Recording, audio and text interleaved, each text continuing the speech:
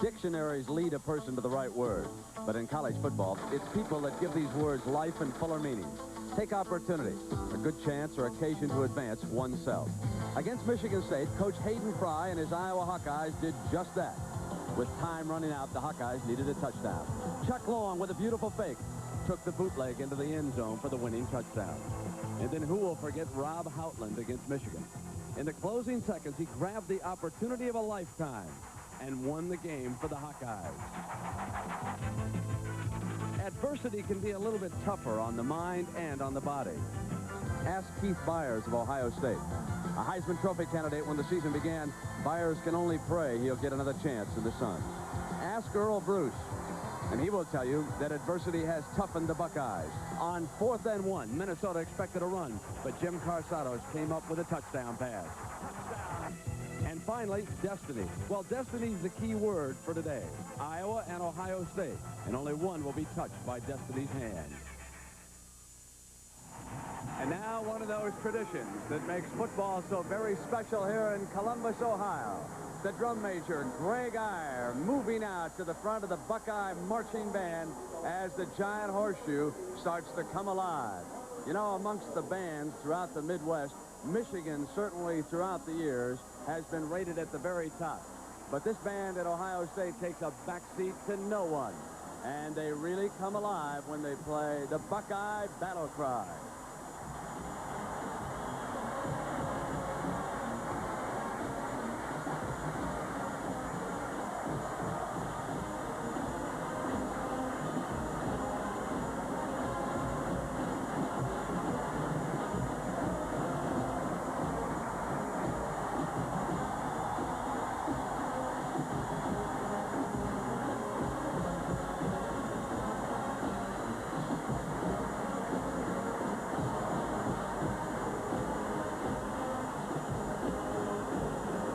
Good afternoon, everybody, and welcome. I'm Brent Musburger. The band is certainly ready. We're about to find out if Ohio State and Iowa are ready. The Hawkeyes of Iowa have been the top-ranked team in the nation for the last 5 weeks. Now they will try to extend that mark to 8-0, but they come to a stadium with a home team. Ohio State has not lost a game in its last 19 outings.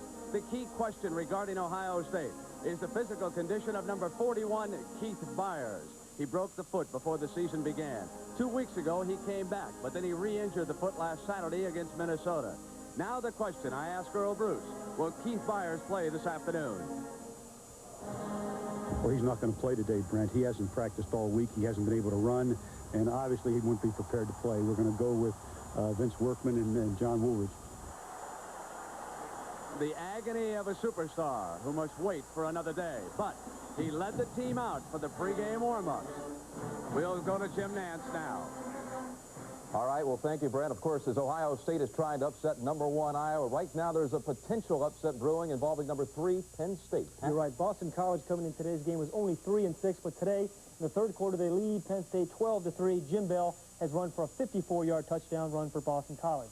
Florida, with the nation's longest unbeaten string at 17 games, trails Auburn in the second quarter 3-0. And in a Big Ten matchup, Michigan and Illinois, no score there in the first quarter. However, Illinois was driving early in the first quarter. Jack Trudeau, however, is hit by number 85, Jim Sarcelli. The ball comes loose, and Ivan Hicks is there to make the recovery. The Michigan defense continues to make big plays, and folks, we're going to keep you updated on that game throughout the day. Of course, the winner of that game stays in the race for the Big Ten and the Rose Bowl. Pat and I will have all the scores and highlights at halftime, plus a look at our fall formula for picking this year's college football champion. Right now, of course, Iowa is number 1, and we're set for the Hawkeyes battle with Ohio State. We'll join Brent Nara in Columbus after this message and a word from your local station.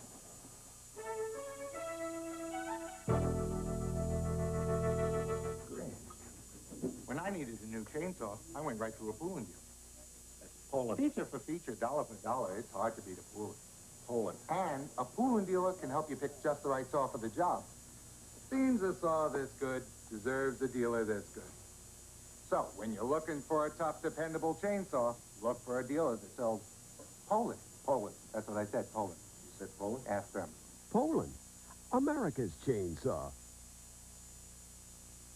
It's a Radio Shack Merry Christmas. I have to take advantage of my travel time, and Radio Shack's portable computers with built-in programs help me do just that. And they make this year's best Christmas gifts because they're on sale right now at Radio Shack. You can give one to your young scholar and to your busy wife. And, of course, they're perfect for everyone who travels. Sale price portable computers for Christmas, only at Radio Shack. It's a jungle. That's how it feels when you're searching for life insurance. The natives don't speak your language. You feel lost, in the dark, scared. But there is a sign of civilization. With Prudential, your agent will explain things clearly and work with you until you have a piece of the rock you feel comfortable with. No wonder more people choose Prudential for life insurance than any other company. You'll feel right by the rock. Prudential Life Insurance. This is CBS. Count on Barry Brickman for sports weeknights.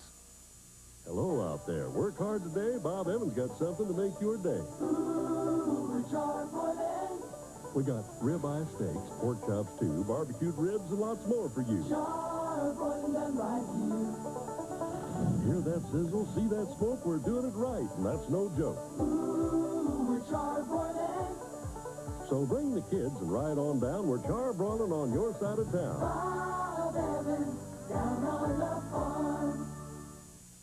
One supermarket has spent over a century honing its skills to cut your costs. One supermarket has the buying power of over 1,200 stores. One supermarket can make a difference in your food budget. The supermarket? Kroger.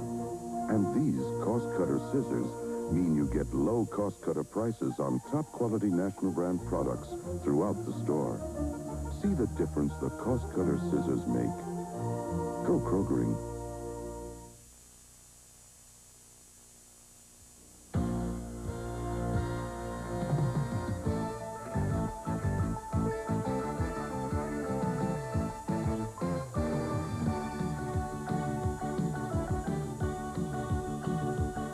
Today, CBS Sports presents a classic confrontation. The #1 Iowa Hawkeyes versus the 8th-ranked Ohio State Buckeyes. For Iowa, the road to a possible national championship leads through Columbus in a stadium known as the Horseshoe. The road does come through the shoe, as the Buckeyes refer to it, and of course our mission today will be to put the shoe on the other foot. On the line is the #1 ranking, the Big Ten lead in the Buckeyes' 19-game home winning streak. We're live from Columbus, Ohio.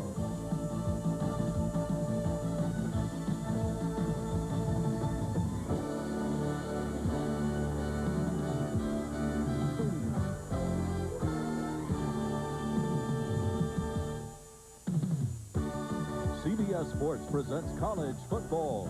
Live from Ohio Stadium in Columbus, Ohio, it's the #1 ranked Iowa Hawkeyes versus the Ohio State Buckeyes. Today's game is sponsored by Toyota, who reminds you to get more from life. Buckle up. Who could ask for anything more? Old Milwaukee and Old Milwaukee Light. It doesn't get any better than this. And by ITT. At ITT, it's a different world today. The Buckeyes are ready, and they started preparing earlier this morning when Coach Earl Bruce took the team out for his traditional Saturday morning walk around the campus. Bruce was chatting with the offensive coordinator, Glenn Mason, there on Bruce's left. Behind him, the three captains, Mike Lanise, Pepper Johnson, and, of course, Keith Byers. And the team that they will go out after here this afternoon in Columbus, Ohio, the #1 team in the nation, the Iowa Hawkeyes. Coached by Hayden Fry, and they are ready to go to work on the road, a place where they were embarrassed last season. Something to prove here today. But it's a tough mission because Hayden Fry fully realizes that the Buckeyes have not been beaten here in 19 games. Even though he comes in the favorite here this afternoon, Hayden was saying it should be the other way around. The Buckeyes should be the favorite in this game. But the Buckeyes and Earl Bruce must play without the big fella this afternoon. And here they come.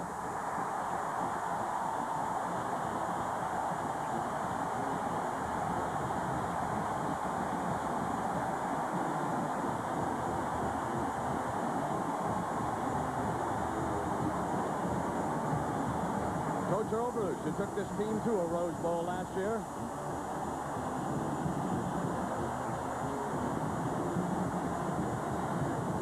And just a short time ago, others say that Keith Byers will not be able to go against Iowa. And Era, this game could come down to a test of two fine young quarterbacks. Well, as you know, Brent, football is a team game.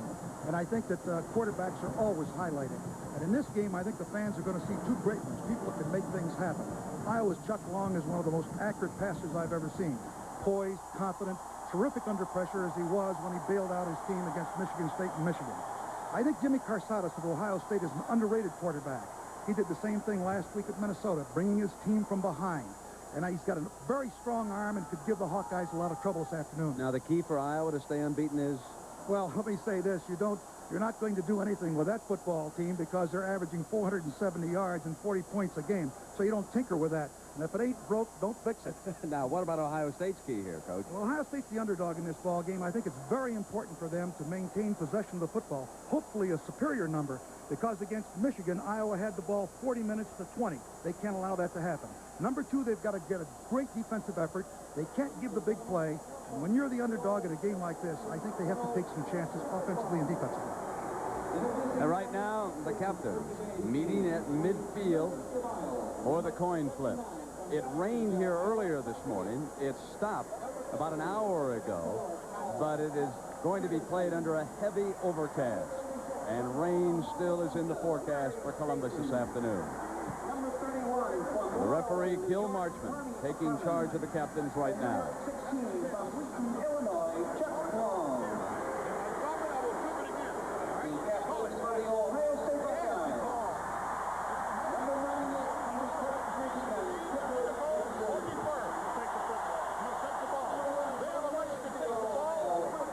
So you heard Chuck Long, the Iowa quarterback, say, "We'll take the ball."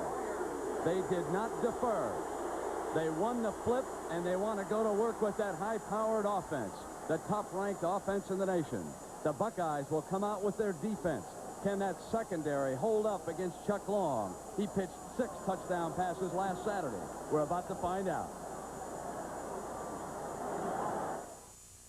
When you're looking for more in a car, reach for the stars.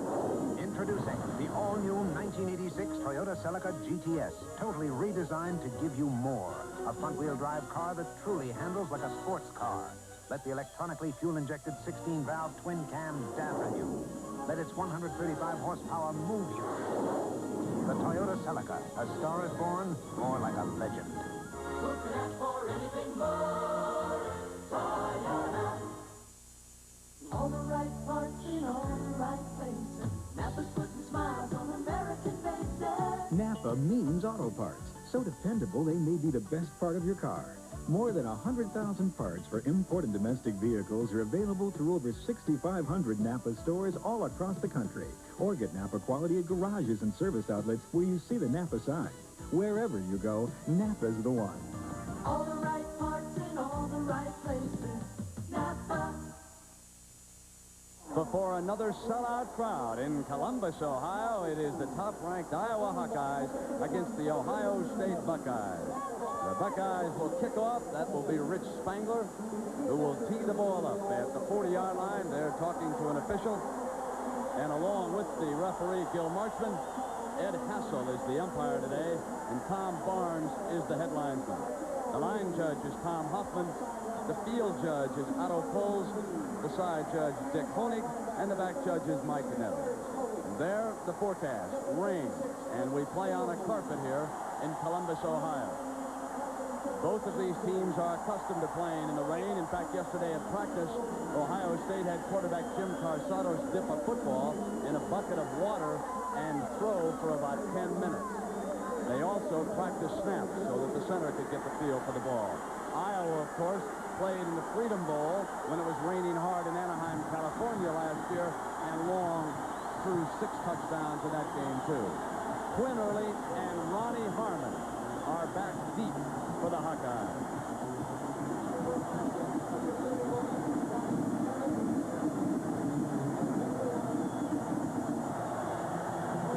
And we are underway. A short kickoff. Harmon at the 9, 15. And stopped before he could get to the 20, Coach Parsegan.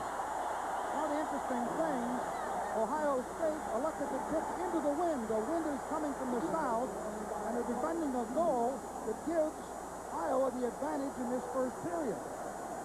And they will try to take advantage of it, Coach, with Chuck Long at quarterback. And behind him will be a fullback, David Hudson, who took over a couple weeks ago. Ronnie Harmon, he can catch passes, too, coming out of the backfield. Scott Helverson and Bill Happel, two outstanding control receivers. Mike Flagg, 6'6", 244. So they come up on first down with a slot left. Helverson is slotted to the left. Happel outside, one setback, three wide receivers. Long will put it up. Receivers are covered, almost intercepted. Chris Spielman dropped off as a linebacker, and he felt that he should have had the ball right away. He certainly dropped the ball. Long has a lot of time to throw this football. I thought he was going to run right here. He has plenty of daylight. Threw the ball, a bad decision here. Spielman drops the football. So the linebackers, Chris Spielman and Pepper Johnson, will be tested frequently today if Long attempts to throw underneath. And Spielman dropped off alertly into pass coverage. Now it is 2nd and 10. Robert Smith is flanked out to the right. One setback. Here comes Harmon. Daylight on the left side, and he gets out to the 28-yard line where Steve Hill, the nickelback, who is in the game, brings him down close to a first down. Big hole there, Era. And a very good call by the part of Hayden Fry and the Iowa team. Well, his offensive line is big, and they are now experienced. Croston, 6'5", 275. Next to him, Humphrey, 6'3", 265. Mark Sendlinger, the center, 6'2", 255. Bob Cratchit, 6'4", 270. And Mike Haight, 6'4", 275. This is a fine offensive line. Here's the I formation for the first time. Helverson is in motion, and they come to Harmon again. Trying to get the first down. The Buckeyes force him out of bounds, and it appeared as though they stopped him short of that first down. A big defensive effort led by Chris Spielman again. Very good start for the Buckeyes defensively. That's where they've been vulnerable.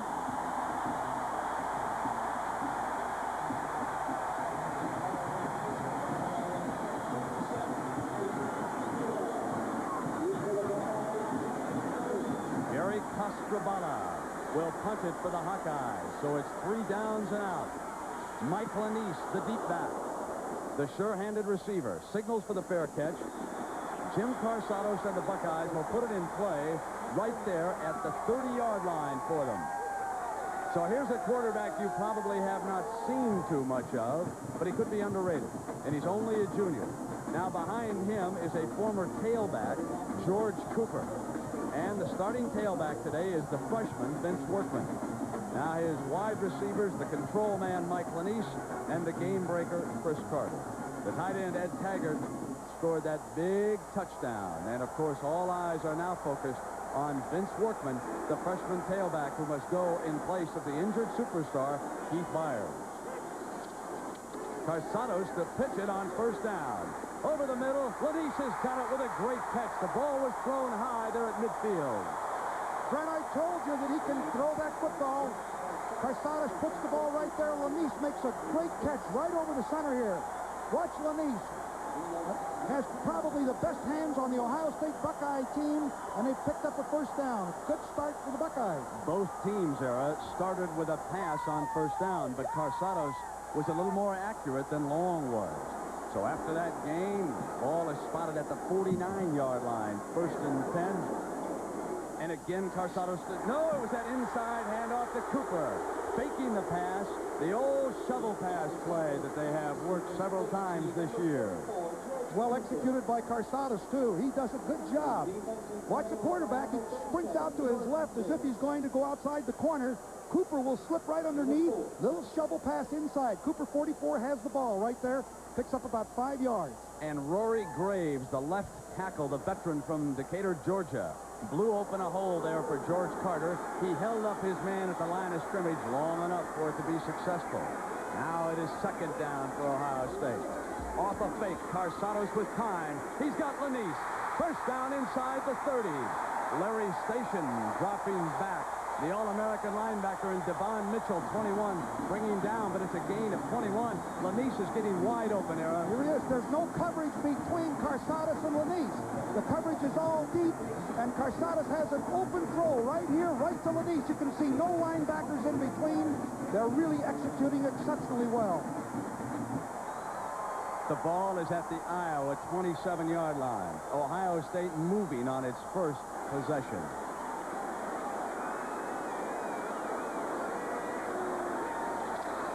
Carsados again on first down will throw it. He had time. Carter, great catch down at the 10-yard line. Oh, what a show Jimmy Carsados is putting on here. A 17-yard gain. This is really some passing exhibition here by Carsados. Drops back. You'll watch coming from your right to your left. Chris Carter, another great catch. They have in Lanise and Carter two of the best in the country. It's that offensive line from left to right. Rory Graves, Jeff Uhlenhake, Bob Maggs, Jimmy Gilmore, and Larry Cotterman, who's only a freshman. And they are giving him time. Now, Carsados is 4 for 4 for 60 yards. John Woolridge checks in at tailback. They split the backs. His first appearance.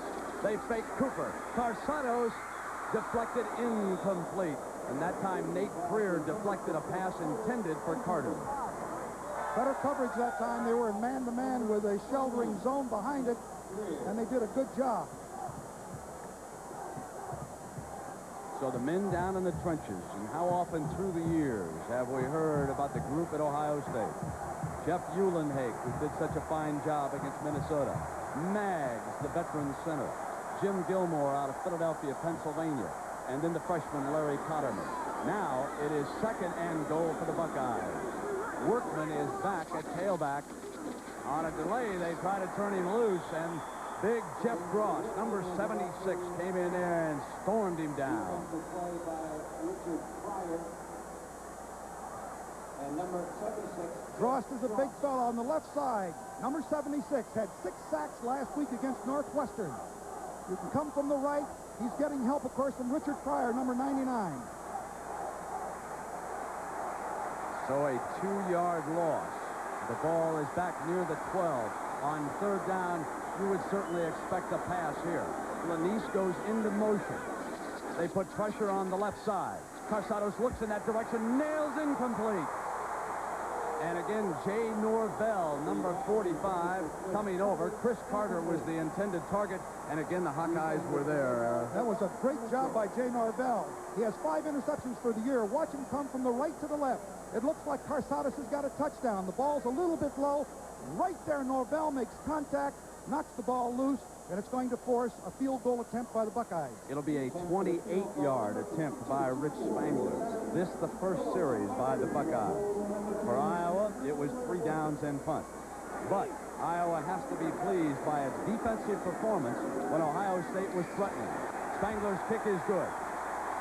Ohio State strikes first here in Columbus. They get a field goal.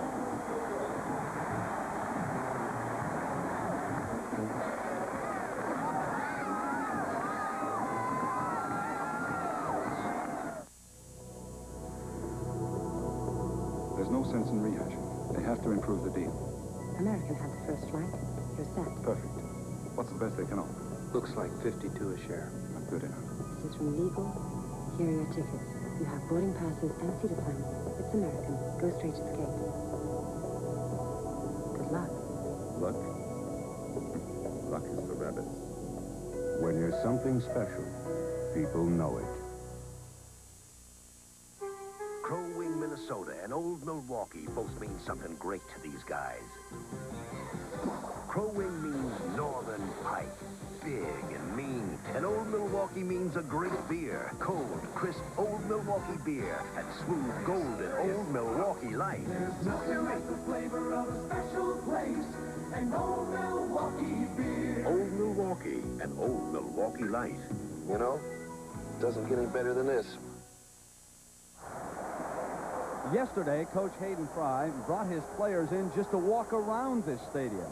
I asked him why he did that with the Hawkeyes. Ohio State scoring drive, 58 yards. I brought the youngsters in to pay our respects to all of the people that have been buried here.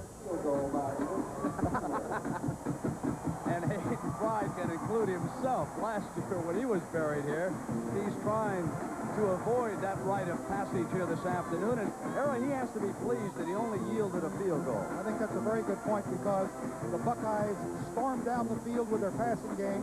We got some good recovery by the defensive secondary on critical plays there on 2nd and 3rd down. Norvell made a great play. And, of course, Rich Spangler kicked the field goal to put the Buckeyes ahead. Instead of having 7, they've got 3. Spangler will kick it off for the second time.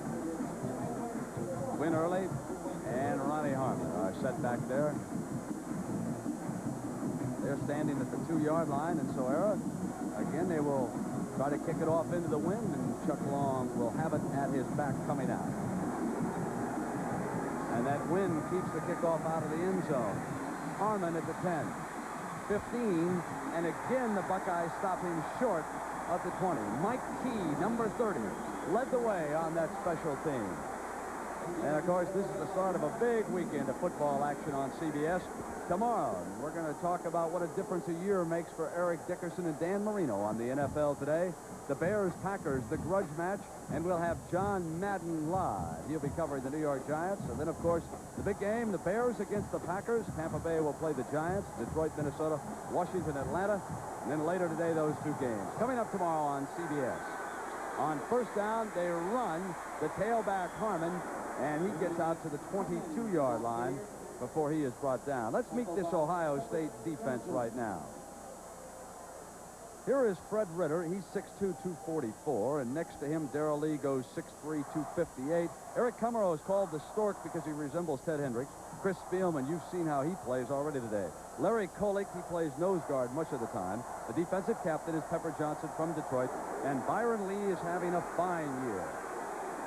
This is now second down and about 5.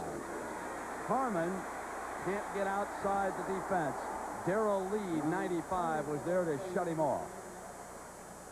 Let's take a look at the rest of that defense, and here are the young men who will be tested. And William White back there at the corner. He intercepted a ball last week. Greg Rogan, of course, watching Happel and Helverson. Sonny Gordon is the rover back, and Terry White, the big play defensive back. As Rich Spangler has given that group a 3-point lead right now, and Mike Flagg is the injured player. He is down at the 24-yard line.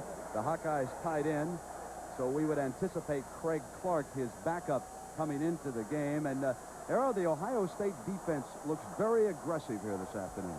It appears to me that they're deploying to stop Long. As you know, Michigan wanted to stop Harmon, and now it appears to me that Ohio State wants to stop Long. They're deployed in a 4-3 and getting many more linebackers into the ball game. All right, we're going to take a break. Ohio State leads it 3-0. We'll be right back. Hey, could I tap some of your computer expertise, son? So you finally gave in. Yeah, for starters, how does the disk fit into the disk drive? Okay. The Army can train you to program, operate, or fix computers. What does the printer interface do? It lets the computer talk to the printer. They talk to each other. What do they say? Then there's a telephone modem hookup. And the computer training you get is yours forever. Seems like you're not going to be the only computer expert in the family.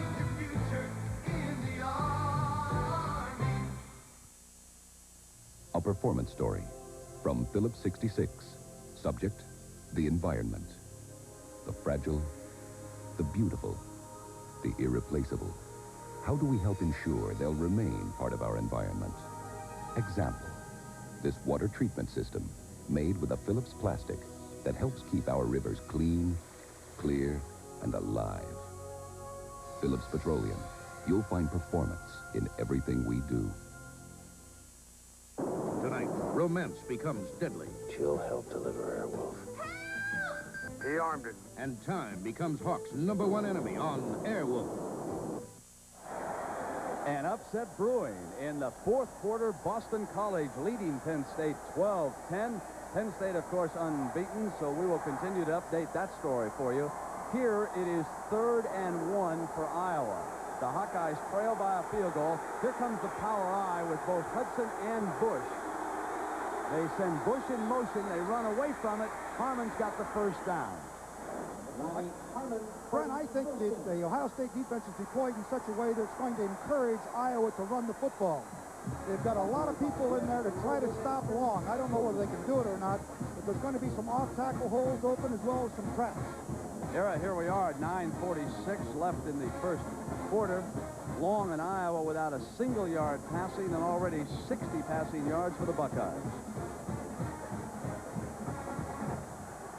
Chuck Long comes up and eyes that defense on first down. Helverson comes in motion. Happel is to the right. Long looks back and drops the ball off to Hudson. And the fullback gets out close to another first down. So while they spot the ball, let's take this occasion to get into New York, get an update from Pat Hayden. Pat. Brent, Oklahoma State is trying to keep its Big 8 hopes alive. Here, Thurman Thomas follows a great block by his left guard. 60 yards later, he goes in for his second touchdown of the day. Oklahoma State leads 14-3 in the third quarter. Let's go back to Brent Merritt. Oh, there are some great running backs in the country, aren't there? And what a shame that one of them, Keith Byers, unable to play here this afternoon. Now it's the power eye look. It is second and about a half yard. This time they run behind the motion man, and Harmon picked his spot and just got the first down before William White came up to tackle it. I think you're going to see from Iowa some screens and draws and traps to set up their passing. Of course, here they are with a little run. See Bush, number 35, with the motion lead, comes down and blocks. Look at Harmon read the daylight. It was designed off tackle. He comes on a little bit wider where the daylight is. Wide receiver Quinn Early checks in, and they take the fullback out of this particular formation. This is the formation they put in for Ohio State. 3 wide receivers and only Harmon the setback. They run Harmon. He's cut off, and that was Ritter who wouldn't let him through the hole, and then Eric Kummerow made the tackle. But his original hole was clogged up there, and he tried to go outside. Well, he's done that historically for the last 2 years. He'll read it and then bounce to the outside. But that time, Kummerow, who I think is an outstanding football player, he's 6'6", 237, has good activity, and did a nice job on it. And as you pointed out, Ritter would not allow him to come off tackle. 2nd and 9 now. Split backs being shown by the Hawkeyes.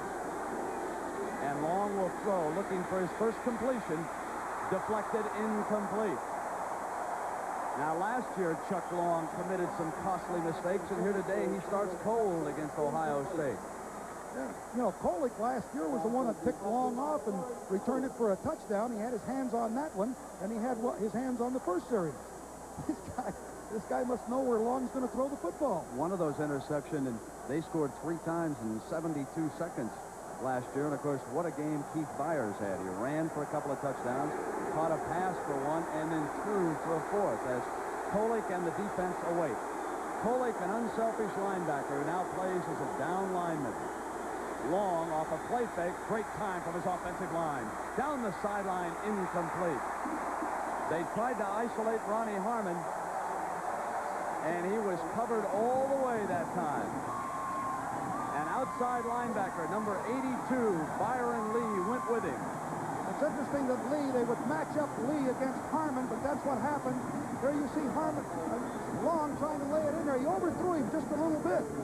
If he'd have put the ball on the money that time, and he normally is accurate, Harmon might have been able to get that pass.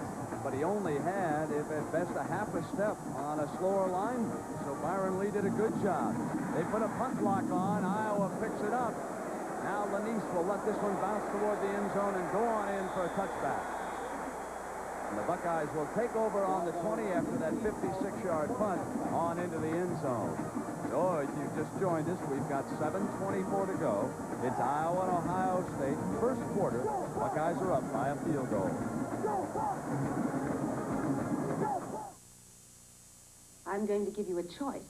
A fabulous dinner with me or $1 million. Of course, this isn't just my generosity.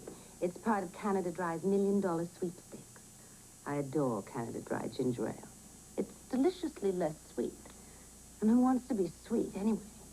So have a Canada Dry ginger ale while you're mulling over this momentous decision. Me or $1 million. For details, see the Canada Dry Joan Cullen sweepstakes display in supermarkets. Test pilot Chuck Yeager for AC Delco. Up here, technology can be fun. Down there, it's a different story. It's where General Motors tests AC Delco parts to make sure they deliver performance and reliability. AC Delco has a full line of parts for most any car or truck, from Delco batteries, Delco shocks, AC fire ring spark plugs, and AC filters. Help your car pass the test. Get the smart parts from AC Delco. Call 800 AC Delco for a retailer near you. When a road is slippery, braking your car can cause skidding or worse. Now, Tevis, an ITT company, has an anti-lock brake system to help keep your car under control. A built-in computer senses the road and brakes the wheels without locking. This ITT Tevis system is available on some American cars now, and none too soon. Well, the running backs and the quarterbacks have their Heisman Trophy, but for those men down in the trenches and the linebackers, there's a Lombardi Award. A 40-pound block of granite trophy, and Larry Station of Iowa is one of the finalists. Let's meet the other 11.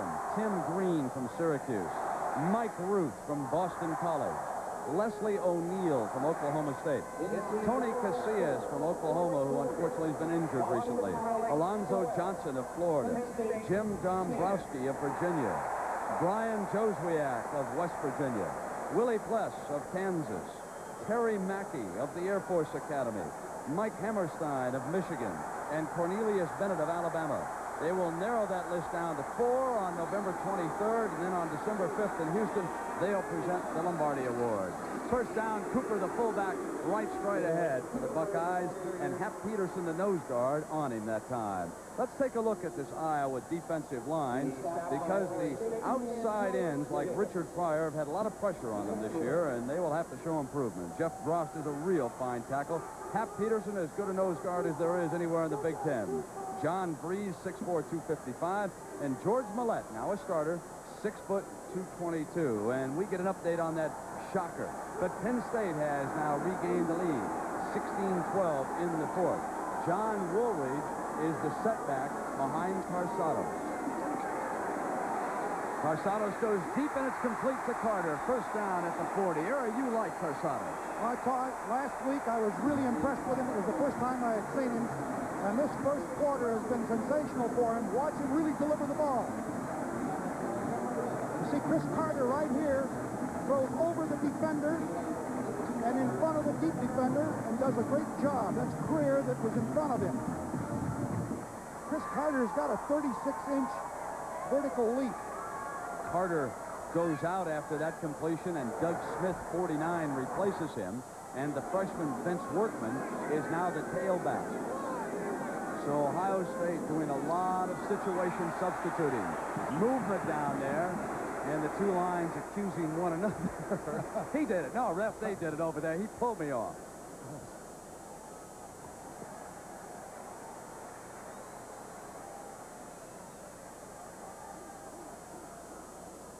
Era, you see any movement there? Watch the shoulder center right here. See if he moves. He humps up. Let's see whether or not they call it on him. He did move. The center mags did move. It could have drawn him outside. But that penalty is going to be marched off against the Hawkeyes. And, Era, you would say that the center pulled him off, I judge. It sure looks that way, and I don't know how they missed a 6'5", 286-pound guy. Dead ball foul. Enforcement on the defense. So it'll be 1st and 5 as we take still another look at Mags. Did he indeed draw Station and Hap Peterson off? Now, you see, Peterson's a good one. Now, you see, Peterson did move, I think. I think Mags was responding. I correct that. It looked like he responded to Peterson. I agree. Era, I think it was a good call. Workman starting outside. Well, that's one thing that we have that they don't have on the field. That's the second look. That's exactly right. We could not see that from the ground view, but we saw it from the upper view. Let's take a look at the rest of this defense out there. We saw Larry Station showing blitz a moment ago. He's also an honors student. George Davis, he plays alongside Station, good inside linebacker. The secondary, Ken Sims, made that great tackle against Michigan. Nate Creer, he's out of Brooklyn. Jay Norvell, the leading interceptor on this Hawkeye team, and Devon Mitchell, who was a high school teammate of Nate Creer's, number 21. It'll be 2nd and 3. 6 minutes to go here in the first quarter. Ohio State leading Iowa 3-0.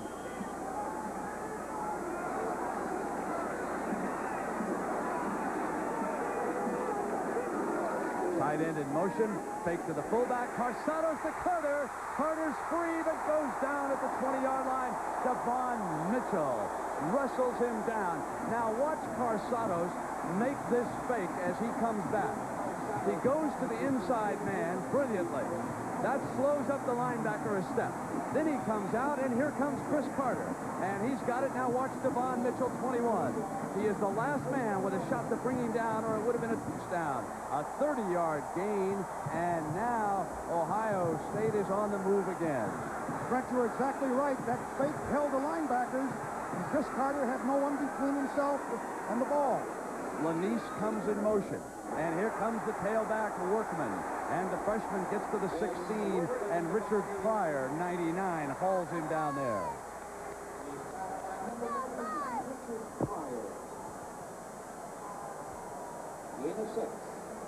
So the Hawkeyes going to work, and this could be one of those Saturdays. Penn State was in trouble. Now we get word that Oklahoma is losing, but of course that's real early in college football.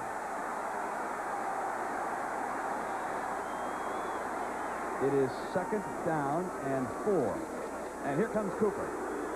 And he is short of the first down. The middle of that Hawkeye defense was not fooled that time, Errol. Well, Peterson is really a strong football player. He's really intense, gives you 110% all the time. Outstanding player. But what I'm really impressed by is the linebackers are being frozen by Carsata Stakes on the passing downs. This could be a run-action pass situation. 3rd down and about 2 yards to go. Let's see how Hayden Fry decides to deploy defensively. So far, this has been a superb offensive game plan by the Buckeyes. But they need touchdowns and not field goals. Fake to Cooper. There's time by Carsados out of the end zone. Overthrew the intended receiver was Woolridge, who circled out of the backfield. Ohio had decided to go to their goal line defense, man-to-man coverage, and they had excellent coverage on all the receivers. Even though Carsados had plenty of time to throw the ball, there was no one really open. Era, you remember at that meeting yesterday, Coach Bruce hitched up his trousers and said, we got to have touchdowns and not field goals if we're going to beat this offensive juggernaut.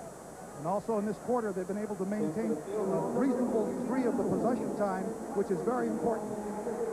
Now it is 4th and 2. And the 31-yard attempt by Rich Spangler is on its way, and he is missed for the first time. Rich Spangler is no longer perfect for the Buckeyes, and the Hawkeyes get another lift. And Earl Bruce saying to him, we need those. And yes, you do. No doubt about that, Coach Bruce. We'll be right back. The Florida Everglades and Old Milwaukee both mean something great to these guys. The Everglades means airboating, as close as you can get to flying without leaving the ground. And Old Milwaukee means a great beer.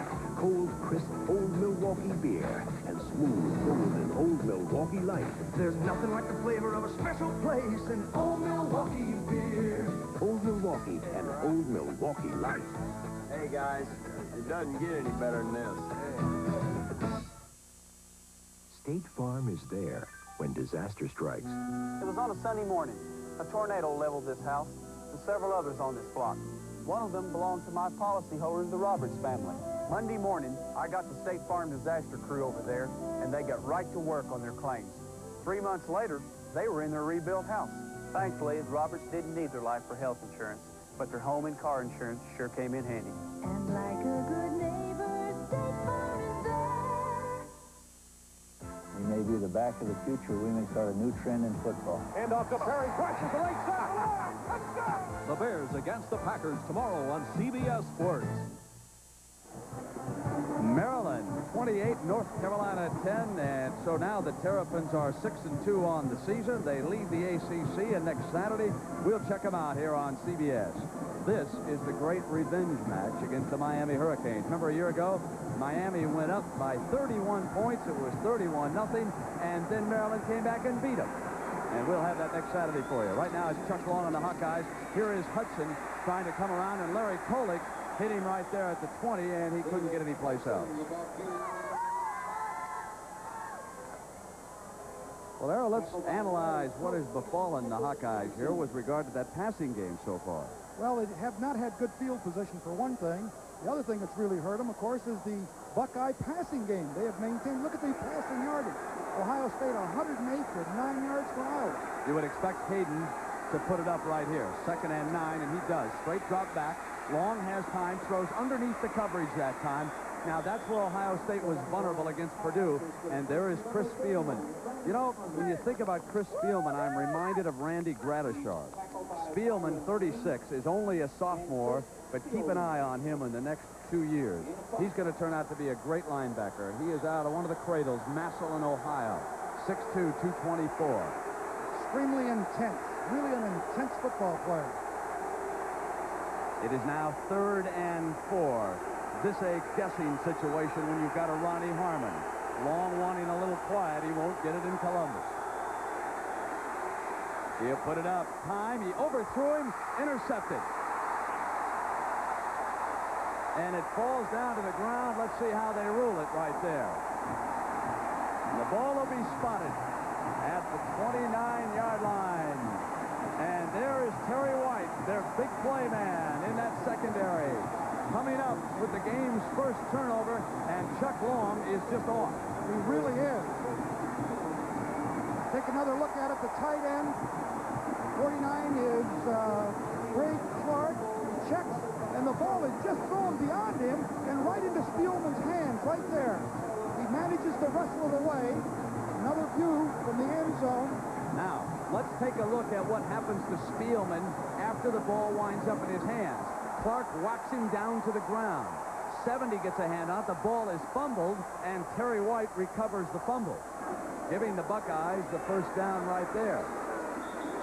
And they run the freshman, Workman, but there is a penalty flag down. Looked to me like Ohio State was in motion. The ball was snapped late, and I think there'll be a 5-yard penalty assessed to the Buckeyes. I said that Spielman may someday be a Randy Gradishar. Someday may have arrived early. Well, so far, I think that the Buckeyes have done an excellent job defensively. They've been vulnerable to the pass. They gave up almost 500 yards. Here. Dead ball foul. Illegal procedure on the offense. Michigan State over Minnesota. Minnesota was playing without their fine quarterback, Foggy, this afternoon. He was injured late in that Ohio State game. 1st and 15 for Carsado. They've been throwing on first down, but not this time. They run that pitch sweep with Workman, and the Hawkeyes are ready. They cut it off quickly. Devon Mitchell coming up from that free safety spot. Now, Devon Mitchell is the player that Carsados will read when he pulls out. I'm sure our director, Joe Assetti, will give you, as the game goes on, an end-zone shot showing you how Carsados looks quickly at Mitchell. That's the defensive read that he has here this afternoon.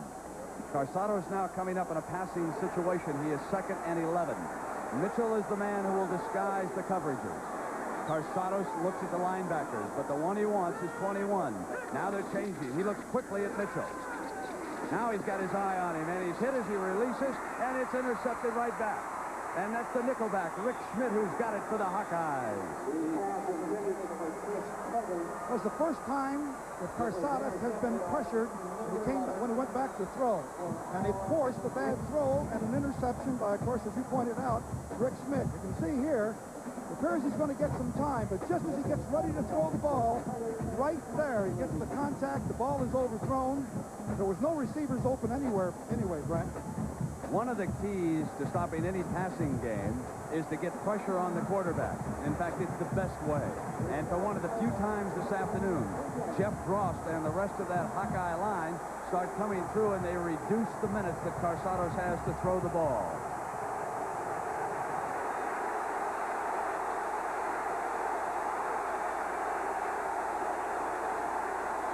From the power eye, it's Harmon up over the top and out to the 6-yard line.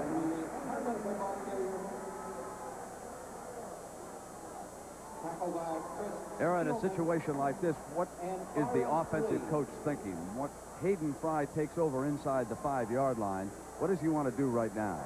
I think he'll be careful up until the 3rd down. Then I think he won't be afraid to throw a big, deep bomb, because if it's intercepted, it'll be like a punt.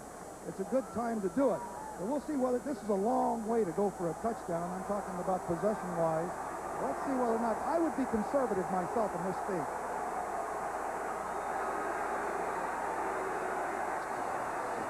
On second down, it was conservative. Harmon trying to spin free. Brought down about the 9-yard line. Darrell Lee and Eric Kummerow, number 14 and 95, teaming up. Chuck Long glancing at the big board here in Columbus. It shows him that he has 1 minute and 5 seconds left in the first quarter. He's got about 3 yards to go for a first down, or 4, I guess. He's waiting for the play to come in from the sideline. Quinn Early right behind him, number 1, brings it into the huddle. This will be a good place to go for the bomb, I think. Go for the home run. Well, Early's a speedster. Long runs the draw. Harmon eludes 1 tackler, but can only get to the 5. Oh, the Buckeyes are really swarming. Defensive response is excellent. Folks, how'd you like to be Ronnie Harmon, number 31 on this little draw play? Looks like he might have a little daylight. Watch him make a nice little move. Looks like he might have something going, and then boom, watch the Buckeyes come in here. 1, 2, 3, 4. No chance. You're seeing why Ohio State's unbeaten in 19 straight home games. Castrobala to punt it. Under pressure, it's blocked out of the end zone for a safety. Sonny Gordon, number 7, coming through for the Buckeyes.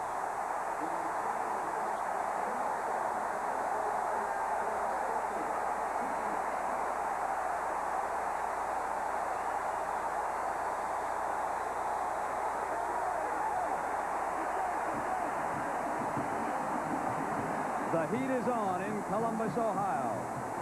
You know, Brent, the other 2 points that Iowa had, the Buckeyes came very close to it. Now Castrobala, a left-footed punter. So watch from the right-hand side on the screen. Here comes Gordon. He's not picked up. He's got a shot at him, and he's all over it. It goes out of the end zone. It's a safety. It's a 5-0 Buckeye lead.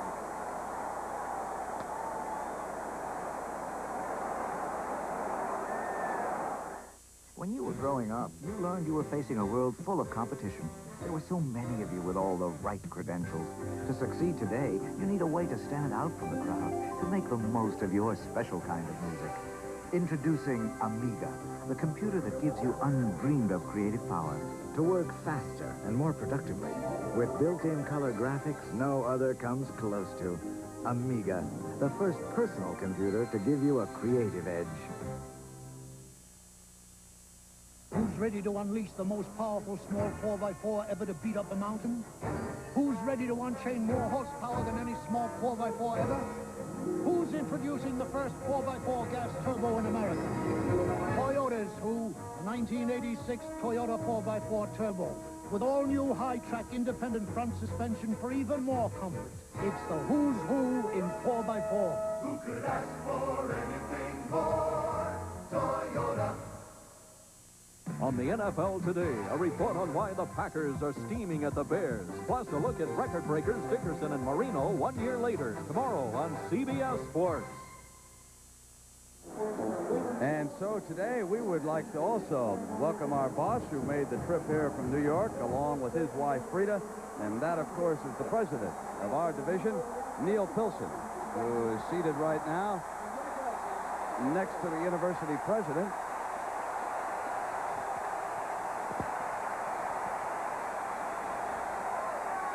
Two seconds left to go in the first quarter.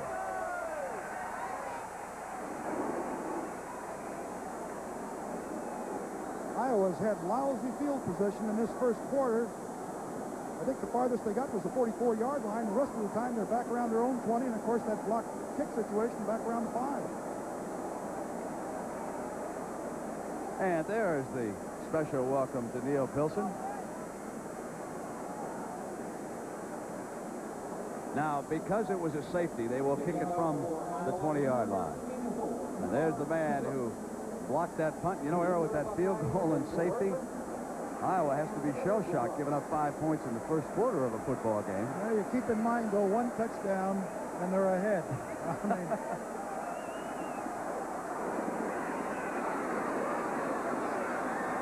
Everett Ross at the 30, 35. As time runs out in the first quarter. And the key play in the first quarter was Sonny Gordon, the rover back. He was set up on the left side of the rush. He came in on Costroballo, who took a little bit too much time in getting rid of it, knocking it out of the end zone for the two-point safety. And the defensive captain, Pepper Johnson, led the cheers on the sideline. The Buckeyes have gone up by 5, and we'll return after this commercial break and a word from your local station. Balance. It is stability based on planned diversity. Rockwell International's continuous growth results from a balance of businesses. Outstanding performance in electronics, aerospace, automotive, industrial automation, and general industries. Rockwell International, down-to-earth management and opportunities as limitless as space. Introducing a new, longer-lasting Energizer. The new Energizer AA battery. It's supercharged. Now, radios play 14 hours longer than before. It's supercharged. No battery in the world outlasts it. When you've got to go in ice and snow, you're gonna go with Prestone. Driving just 10,000 miles on weak, neglected antifreeze can leave a radiator looking this bad, while the Prestone radiator looks this good. America goes with Prestone. This is CBS. Count on Dave Kaler, weeknights at 5:30 and 7. For all those confrontations with the unpredictable, BMW introduces the 535i. With an amazingly agile suspension, a computer-controlled engine that constantly adjusts to changing driving conditions, and an ingenious anti-lock braking system. The 535i. It lets those who take driving seriously peacefully coexist with those who don't. Contact David Hobbs BMW or Mid-Ohio Imported Cars for a thorough test drive. People just like you. The arts are really alive in this corner of the world, and our fun for the arts keeps their future bright. After all, a whole lot of people are depending on us. Same thing with American Electric Power. Individual share owners like me help keep our future bright. Our power comes from people just like you. Columbus and Southern Ohio Electric, part of American Electric Power. In Columbus, Ohio, I'm Brent Musburger along with Era Farsigan. We start quarter number 2, Era, and the Buckeyes lead it by 5. And after the safety, they have a 1st and 10. The ball is at the 33. Carsados pitches to Workman, the freshman. Oh, a great tackle that time by Norvell, who came up from the secondary. Oh, he really did. What a job Norvell did. Supported very quickly. How about the numbers in the first quarter, Errol? Well, the biggest surprise to me is the yards passing. 108 for Ohio State and 14 for Long and Iowa. But, of course, that's just one quarter. Never count Chuck Long out. We've seen him operate before. But an excellent quarter for the Ohio State Buckeyes.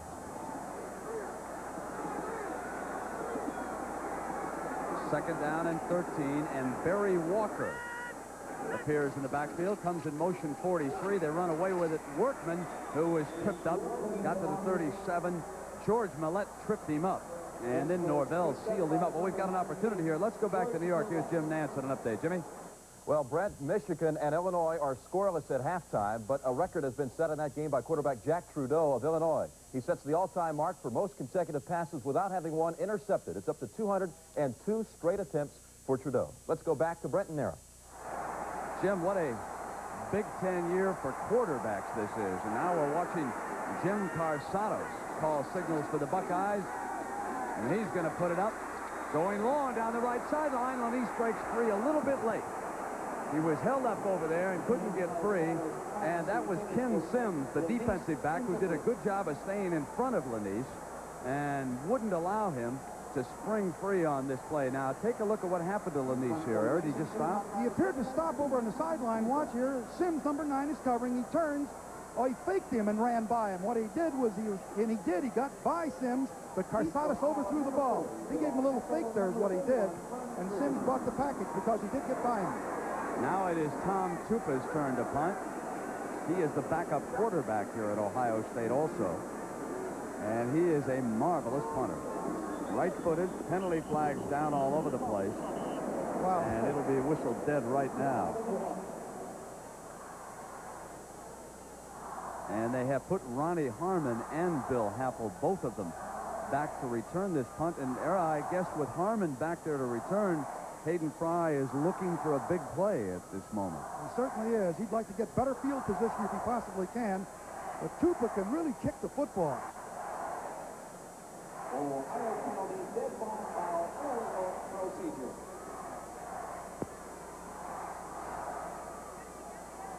We get word on Penn State era that there's less than 2 minutes to go right now, and the Nittany Lions still lead Boston College 16-12. Of course, BC had been ahead in that game. Boy, Good one. They've won more ball games by 2 and 3 points. It's amazing. It's tribute to Joe Paterno and the Penn State team for coming back after last year. All right, now Tom Tupa out of Brecksville, Ohio. 6'5", 212-pound sophomore. Will try it over again. After that penalty was assessed against the Buckeyes, he'll hit it at about the 20-yard line. High into the air, Happel at the 16, at the 20. And he has run out of bounds. And again, it was number 7. What an afternoon Sonny Gordon is having for the Buckeyes.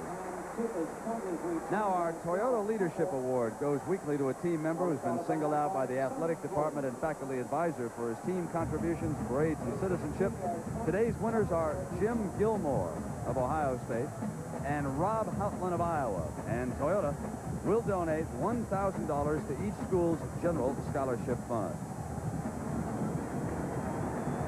1st and 10 now, Coach, for Chuck Long, and we haven't seen the Hawkeye attack stop quite like this. Let's see if they figured something out here while they were on the sideline. Here's Harmon up the middle. Ronnie Harmon. A little cutback. Halloween definitely not over yet in Columbus, I can tell that. Darrell Lee, the left tackle, did a beautiful job of coming off of his block and spinning back. Otherwise, Harmon would have had much more yardage. Local boy from Columbus, Ohio. The 2nd and 3.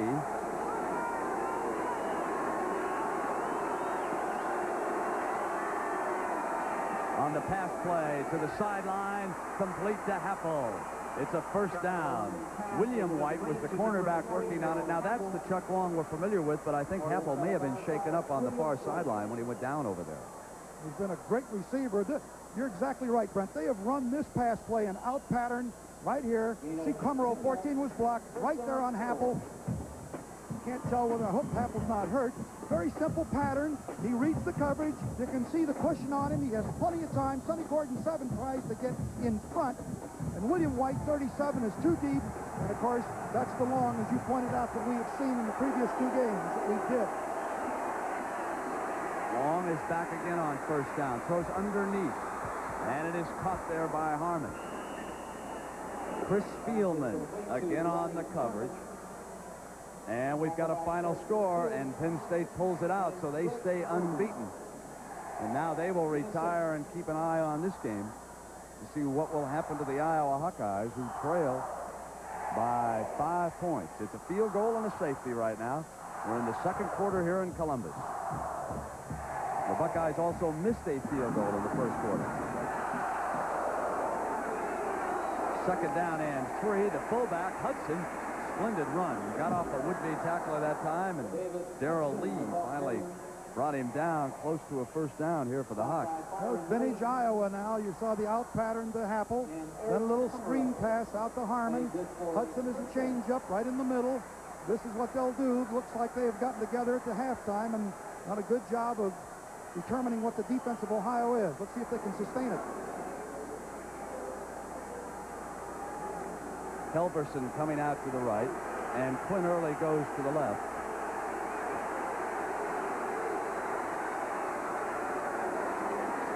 Long will throw it. Has plenty of time. Fakes going underneath. Now he waits. Complete. Went to his tight end, Mike Flagg, that time. But what the Buckeyes wanted to do, they want to keep Long inside the pocket. He had an awful lot of time to throw the football, but they did keep him in there. But you just can't give him that much time. He'll find an open receiver. Era Long does not seem as certain to me as he normally is. He is not comfortable with this game right now. He's 5 of 9, 39 yards and 1 interception. in the past when we've watched him, he seemed to really have an idea when he'd look off a receiver and come back, and I think he's hesitating a little bit here. I don't know whether it's the defense that is confusing him, and he's not sure of the coverages, but Chuck Long is not into the rhythm of this game yet. Well, he didn't have a good first quarter. He had one interception. It could have been 3.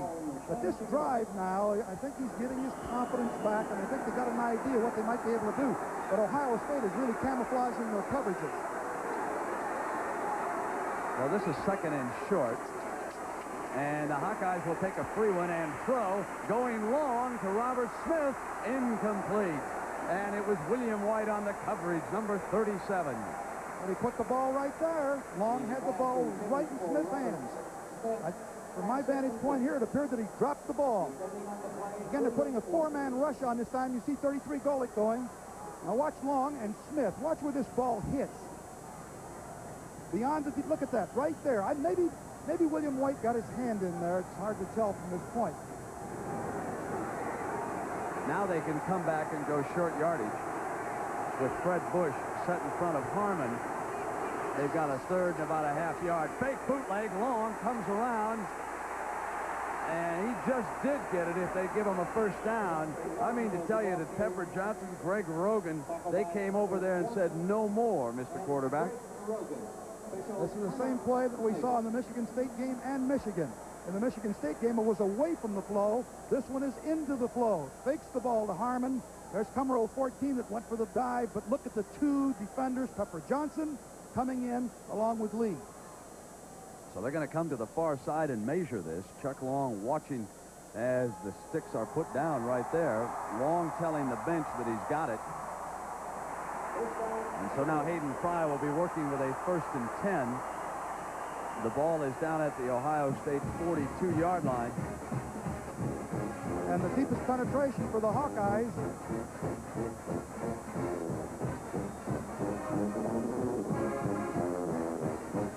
You know, Bill Happel, who was shaken up on that one completion, has not come back, and he suffered an injured shoulder. He's over there on the Hawkeye sideline being tended to right now.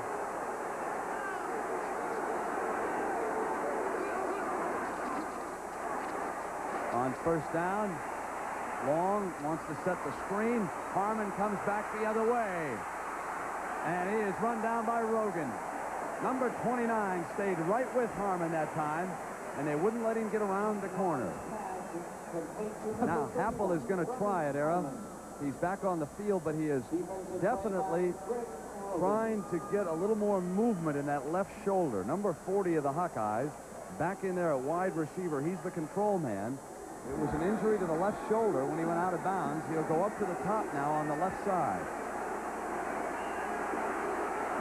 David Hudson is the lone setback to throwing formation. On the move, Long, dangerous from this. And it is picked off. Intercepted by White. William White has intercepted. And Long now has thrown 2 interceptions here in the first half. Great defensive coverage. And that's the kind of thing that has to shake up Chuck Long, because he thought he had the receiver.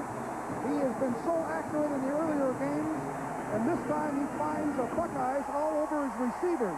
This is also what Ohio State did not want to happen, to have Long flushed out, because he completes 77% of his passes when he's outside the pocket. But look at here, as William White, 37, reaches in and intercepts the ball from Halverson, number 87. So William White, who intercepted one last week against Minnesota that led to a big touchdown, comes up with another one here. And we've got a timeout in Columbus.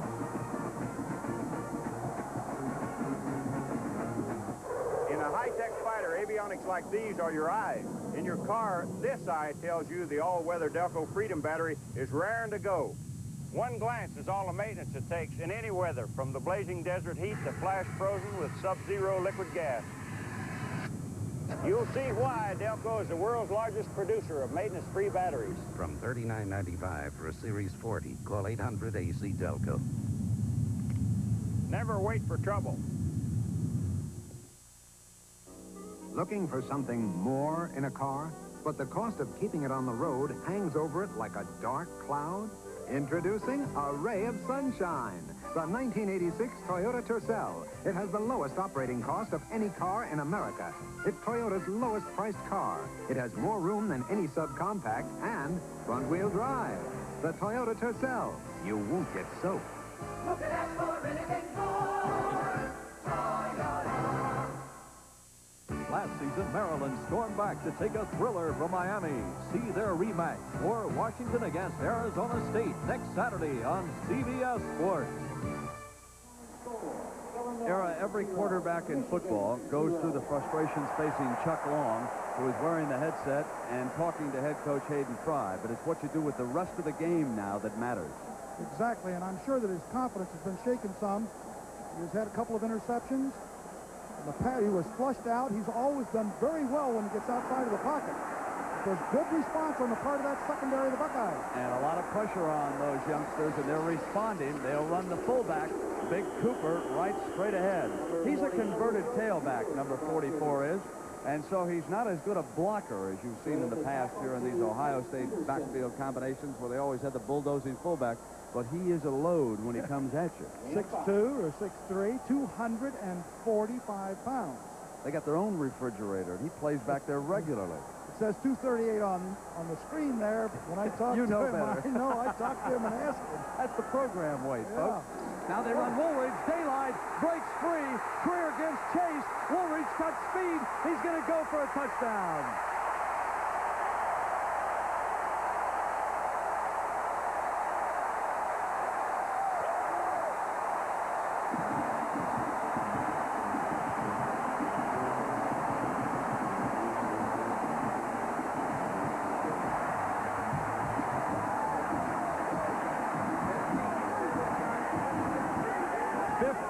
Yards for John Woolridge. A young man who was a doubtful performer here earlier in the week because he suffered a rib injury, and he's being congratulated by Keith Byers, the big horse who is not playing, but who is not being missed right now by the Buckeyes either. Rich Spangler to attempt the extra point. Hayden Fry must feel it's deja vu in Columbus. Where did all these Indians come from? Ohio State is jumping all over the top-rated team in the country right now.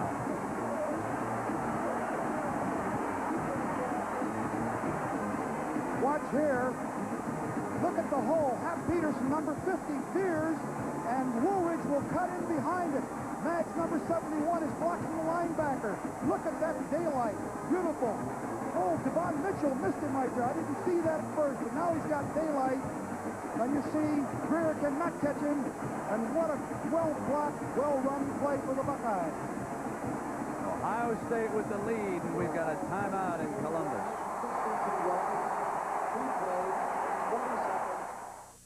The good life in America means reaching for your dreams. The Equitable manages over $20 billion of real estate that not only provides a better place to live and work for millions of Americans, it also provides a substantial return for the people who invest with us. We are the Equitable. Yes, we'll help you live the good life. We are the Equitable. We can help your dreams come true.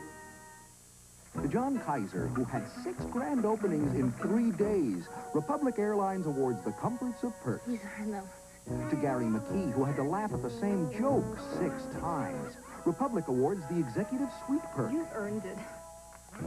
And to Nell McCarran, who had to dress for success in 6 cities, Republic awards a free trip after only 20,000 miles. I've earned it. We make you feel like flying. Republic Airlines. On game day in the National Football League, they are the ones in the know when you want to know. The NFL Today. Eric, show us how this play developed. What happened in the middle here? Watch number 50, Peterson, right here, will loop to the right, comes and gets depth, and you'll see Woolridge finesses him. Mags continues on and blocks off the linebacker. Watch this. Watch number 50, the middle guard, loops around. He has actually finessed because not blocked. Woolridge cuts back to the daylight. Mags number 71 right there, walls off station 36. Devon Mitchell misses it. and Woolridge is off for the races. And Era, of course, one of the big questions is, what happened to those two inside linebackers in that play? We saw what happened to Hap Peterson, but obviously those linebackers moved. And just as soon as we see Spangler kick off here, we want to see that live. We're going to go back and show you the end zone angle, because those were the men they were attacking. Now it's 12-0. 9 minutes and 6 seconds to go in the first half. An upset brewing in Columbus.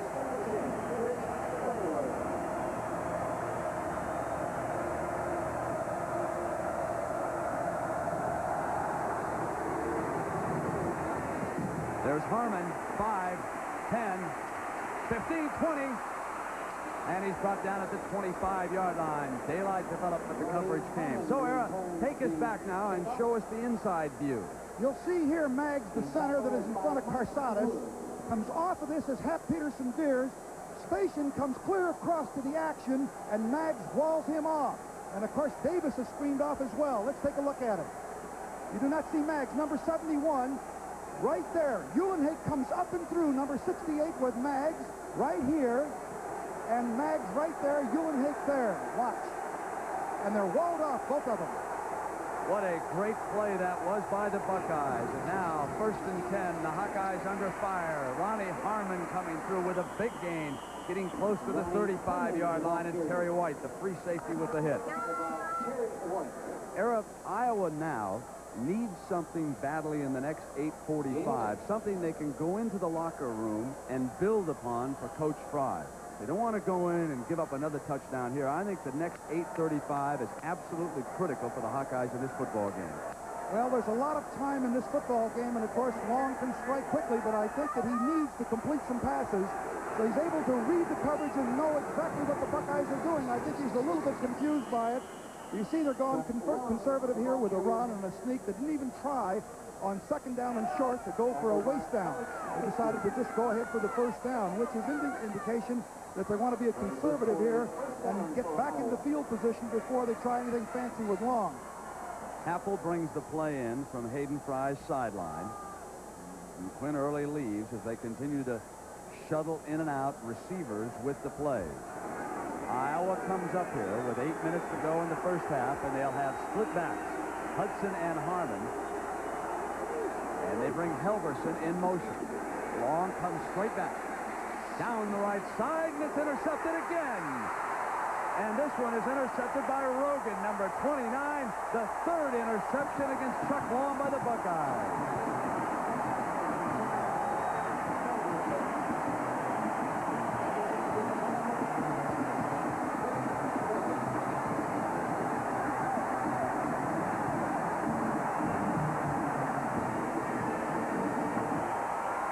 This is absolutely incredible because the Buckeyes gave up almost 500 yards to Purdue. I just said that Long had to complete a pass. He completes it, but he completes it to the Buckeyes. Look at the coverage. He threw right into coverage. That's Rogan right there, 29. But it was bad judgment on Long's part, no question.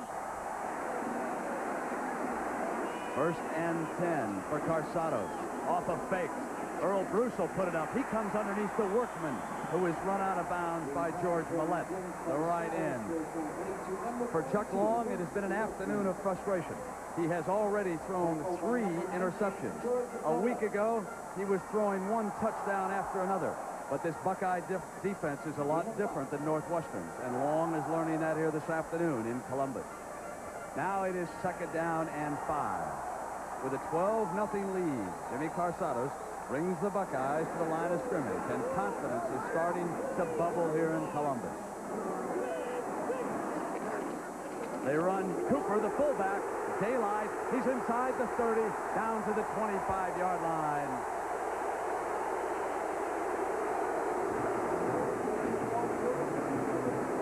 They got the Hawkeyes off balance. Watch Cooper, the fullback, 245, step in there. He actually was hit right at the line of scrimmage, shook loose from the tacklers. There goes Devon Mitchell, Spatian. Take another look at it from the end zone. Good blocking by the line. A young line, inexperienced, coming into the season, has done a remarkable job of improving in every game. And we saw the first appearance of Roman Bates in there for 1 play.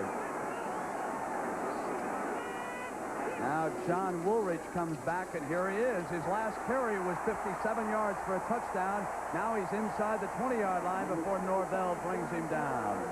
We got action here, and it's also brewing around the country. Let's go to Jim Nance in New York for an update. Jimmy?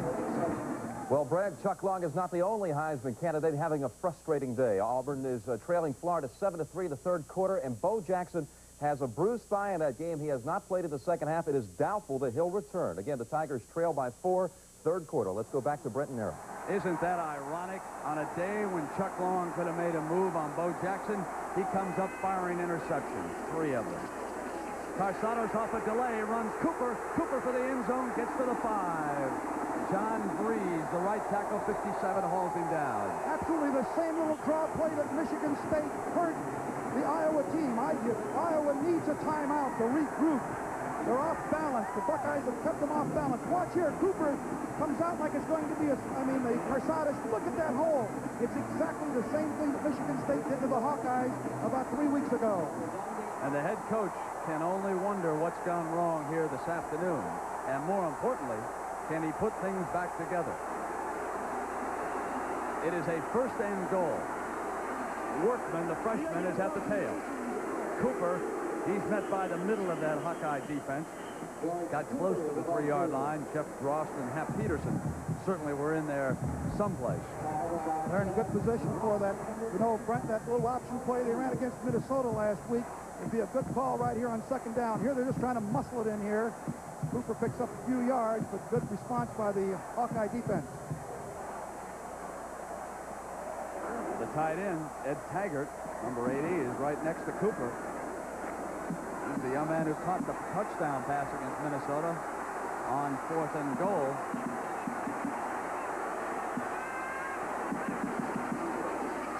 Carsados keeps it, and they ride him down hard as he tries to turn the corner there. Bruce Gear, number 94, who had come in their goal line defense, whacked the quarterback down. He was exposed with that running play. I think he'd been better served had he gone to the wide side of the field. They had well defense on the short side. They had the wing on the right side. I thought they were going to run the option to the field, but they came short side. There's Earl. You know, Bruce will surprise you. He's not as conservative as you might think. We saw him come up with some plays against Minnesota. Like when it was 4th and 1, he threw the pass, faked the run. That was actually a 2-point conversion play that they put in. He has the final authority. So we've got a timeout. We're going to break. 5:10 to go in the first half, and we'll be right back.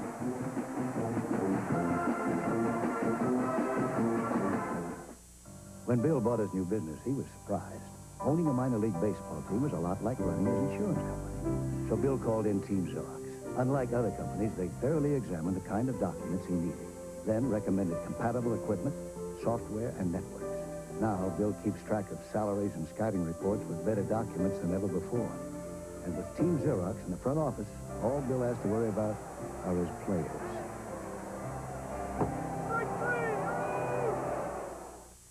You're Melanie Sherwood, the famous actress. I loved your last picture, Miss Sherwood. You ought to win an award. No, 76 Gasoline should win the award. For our gasoline? For outstanding performance in the category of cleaning carburetors. Well, it is good. Good? It's superb, dear boy. It helped my car run smoother, idle better. Well, I guess it should get an award. And I accept. On behalf of 76 Gasoline, I'd like to thank everyone. Fill her up with spirit. My station attendant and all the little people. The spirit of 76. It has started to rain hard here this afternoon in Columbus, but as far as the fans and the band are concerned, it's a bright, sunshiny day. The Buckeyes are ahead of Iowa, 12-0, with 5:10 to go, and Earl Bruce is not noticing the rain either, Era. And what if, well, let's see, there's 5 minutes left to go, 5:10 in this quarter. And Ohio State already has 226 yards and absolutely equally distributed. 113 rushing and 113 passing. Let's see what they come up with here. Woolridge is at the tail. The wide side is to Carsados' right. Here, end around. Here comes Carter. Cuts back up the middle and fumbles the ball. Now, the ball went through the end zone and out of bounds, and he was pitching the ball. Taggart, there's a penalty flag thrown. Take a look at this. See what I told you? Earl Bruce, just when you think it's real conservative, right? Now watch. Here comes Carter. As he goes down, he flips the ball. George Millette hit him, and Taggart was wide open. Errol, I've never seen that play down by the goal line. But I don't see the penalty because it was a forward pass. I didn't see anyone downfield. Let's see what the call's going to be. I thought when Millette hit him, watching him for the first time, he simply fumbled the ball. Now when we look at it, he was up in the air and he got hit, and so it was half pass, half fumble, all incompletion is what that play was. We've got an illegal forward pass. Malta down on the offense. I don't see anyone downfield. Let's see if we can pick it up. Here he comes with the reverse. He hands off behind. I see no one downfield. Watch illegally. that 5-yard line there. Now let's see. He was not past the line of scrimmage. I see no one downfield, which would make it illegal. I don't see the call. Now, Spangler has made one from 28 yards, missed one from 31. Now it's 26 yards, and it's good. He's 2 of 3. And Spangler puts the Buckeyes up 15-0. 5 minutes to go. Hayden Fry's turn it back. Introducing the 1986 front-wheel drive Family Camry from Toyota, the car that gives you more. More headroom than any other compact, and more hip room and leg room than many compact cars. That means the Family Camry has more room for a rock group or a group of rocks. The Town Council of Sleazak, Michigan, with the mayor's dog thrown in, 42 gas balloons, 2 sets of identical twins, plus a man named Murray. The Family Camry from Toyota. Who can ask for anything more? Toyota. If you choose your tools as carefully as you use them, choose Master Mechanic Tools from True Value Hardware Store. Master Mechanic Tools are made from superior materials. They give you the performance and long life you would expect from a professional quality tool. True Value Hardware Stores are so confident of this quality that they will replace any Master Mechanic tool that fails to perform as expected. And that means any tool from the wide line of Master Mechanic tools sold exclusively by participating True Value Hardware Stores. We may be the back of the future. We may start a new trend in football. And off to Perry, crashes the right side. The Bears against the Packers tomorrow on CBS Sports. Era, where was the line of scrimmage here? You can see here I will mark it where the ball is, right about at the 4.5-4-yard line. Now that's where the line of scrimmage is. Now if you watch, as Carter comes back, you see the handoff in the reverse. Now watch where he takes off to throw the ball. The ball is gone before he gets to that 4.5-yard line. Right there, the ball is thrown and gone long before that occurs. It's not a good call by the official. So on 4th down, Ohio State kicks a field goal, and they lead Iowa 15-0. I'll tell you something, it could be a lot worse. It could be much worse than 15-0. Yes, that's right. They've been down in there, been forced a couple of field goals. Harmon and Quinn Early are back deep. Spangler has the ball teed up here in Columbus. Here's Harmon at the 10. Knocked down hard at the 11-yard line. What great kickoff coverage by the Buckeyes. John Sullivan, a linebacker, number 57, just came down and whacked him down at the 11-yard line. Take a look at this, Coach. Boy, Harmon was really hit. Put yourself in Harmon's position. You're returning the kickoff. Watch Sullivan come in here, number 57. Wham! Woo! He is really hit. So again, it is not good field position for the Hawkeyes. They started at the average of their own 18-yard line. Now, that's tough to operate. From the eye, Chuck Long runs Harmon. And he gets out to about the 19-yard line. So tomorrow, 12:30 Eastern Time here on CBS. It's the NFL Today. John Madden will be live. He's covering the Giants. Ali Haji Sheikh has returned as a field goal kicker, but is he ready to go, and what's going on with that situation? John will report on that. The Bears and the Packers, the great refrigerator grudge match going on in Green Bay, and we'll get an update on that. We'll hear about Eric Dickerson and Dan Marino. Here in Columbus, it is 15-0. The Buckeyes lead the Hawkeyes. Long rolling to the left. and his receivers were covered, and he is hauled down by Sullivan, who has come into the game after making that great hit on the special team. They have left his twin brother in. If it's not one Sullivan, it's the other one getting to you. It looked like Long wanted to run the football. It looked like he might be able to pick up some yardage until Sullivan recovered very quickly and knocked him down. Now, there's what Era just told you about Iowa's starting field position being their own 18, and the Buckeyes, meanwhile, are much closer to midfield. 3rd and 3. Harmon gets out to the first down at about the 22-yard line. And again, Mike Sullivan, along with Byron Lee, 82, in on that stop. I would think that Hayden Fry doesn't want any mistakes down here with less than 4 minutes, 3:29 left. Give Ohio State another field position, another opportunity. Whatever he does throw, I'm sure will be a very conservative pass. You know, they have put Sullivan in place of Kolick at middle guard. Long to throw underneath to Harmon. And run out of bounds near the 27-yard line, Greg Rogan, who has one of the 3 intercepted passes here by the Buckeyes in the first half. Spielman got one, William White got one, and Rogan got one. And, of course, around the conference, this action going on, Michigan leading Illinois by a field goal in Champaign. And Michigan State has already beaten Minnesota, playing without quarterback Foggy this afternoon in the 3rd, and that's in the 4th. 2nd and 5, and they run Harmon, and he is just swarmed all over by the Buckeyes that time. Pepper Johnson was there along with Sullivan again. And Spielman again. Spielman was in there too, Brett. He's been all over the field today. And Chris Spielman. Got a shot there of Hayden Fry, and I'm sure that he'd like to get off the field here at halftime, no worse than 15-0. Kind of regroup in there, try to decide on what happened in the first half. There's offense and defense, and get them pumped up for the second half. Well, the secondary of Ohio State has done a job here so far. This is to Hudson, the fullback. He comes out of that pile. He's still going. 35, 40, 45. Run out of bounds right there near the 45-yard line. Sonny Gordon got him a 20-yard gain. How did Hudson come free? I don't know. There must be 3 or 4 missed tackles in there.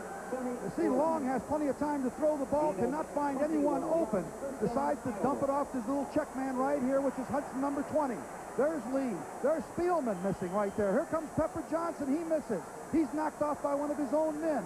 There's Terry White, number 12. He misses. Finally, Sonny Gordon comes over the strong safety. Did you see Happel? He was set in behind the tackler, and he said, I can't go in. I can't go any closer. I'm going to clip. Well, if he'd have turned around, he'd have had a shot at Sonny Gordon, who was coming over. Now it is 1st and 10. Long, straight back.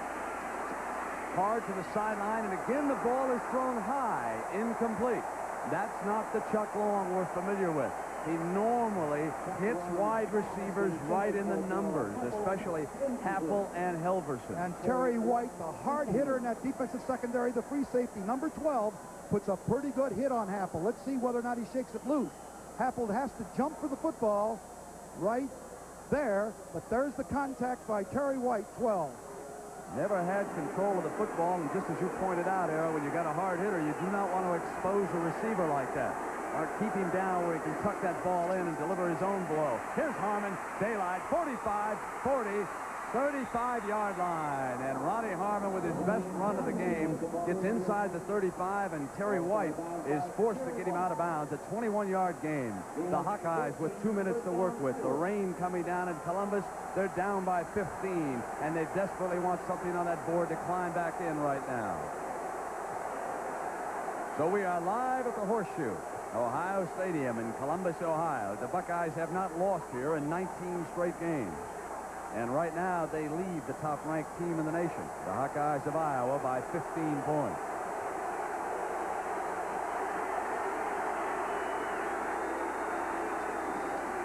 Fake to Harmon. Long underneath. And Harmon released into the middle and got across the 30 down to about the 27. Larry Kolick, number 33. And, of course, Chris Spielman, the ever-present Chris Spielman. And down in the Southeast Conference, Auburn leading Florida. Tough game. Bo Jackson, in case you didn't hear, injured and not playing. Alabama rolling. And Tennessee shutting out Rutgers. There, they've got a timeout down there on the field. And so I want to remind everybody that at halftime we'll have the Prudential College Football Report. Jim Nance and Pat Hayden. And we got a timeout, so let's take a break here from Columbus.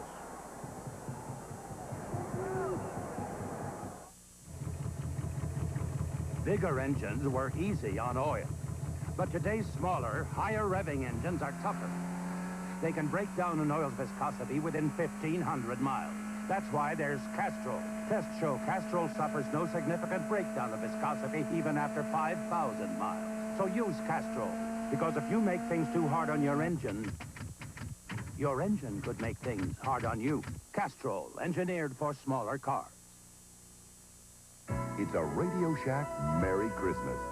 Honey, this is just like the PC I have at the office.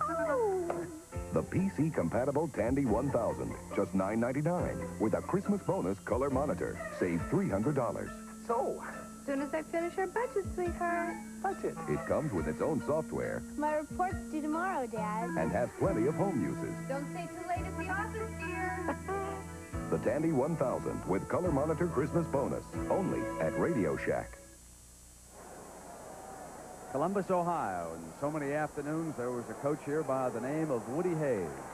Look at his record. 205 wins and 61 defeats. And one of his proudest moments came after he'd retired as head football coach here. They have a tradition that they dot the I. And usually it is one of the veteran members of the band. But on this Saturday afternoon, it was the former head coach, Woody Hayes himself. And Woody has not been feeling well. He suffered a heart attack about a month ago. But, Era, I know you spoke to him on the telephone, and he was so pleased to hear from you yesterday. Really was, and he's the fellow that hired me at Miami of Ohio, my freshman, made me the freshman coach, and then when I left, he's the guy that recommended I become the head coach and started me in my head coaching career. He's pulling for that Buckeye defense right now because Iowa looks impressive on this drive. The blitz is on. Long gets it off. Happel has got it. Across the 20, 15, and he's down at the 12. Let me tell you that Chuck Long took a tremendous jolt that time on the blitz. But he hung right in there, and that's one of the things that distinguishes Chuck Long.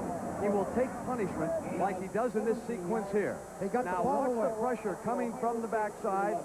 He doesn't feel it. He gets hit by Rogan, but he still completes the pass to Happel. And Pepper Johnson loses him right there and makes another man miss. Sonny Gordon coming over along with Lee to save it from a touchdown. Big drive by Iowa here. And they run Hudson. He has run powerfully in this sequence. And again, it is Spielman leading the defensive charge by the Buckeyes that time. He came into the ball game. I'm talking about Hudson with a 4.3 average. Bush started during the early part of the year, and he was replaced by Hudson, who is a very strong fullback. Good blocker. Kneel down in that huddle, and of course, Hayden Fry wants to get something up on that board and go into the locker room and then build on that in the second half. Long rolling to the right. Faking. Receivers are covered. Incomplete. Rogan, and that was not a well-thrown ball that time. I think once he released that ball, he wanted it back. His receiver was well covered in the back of the end zone.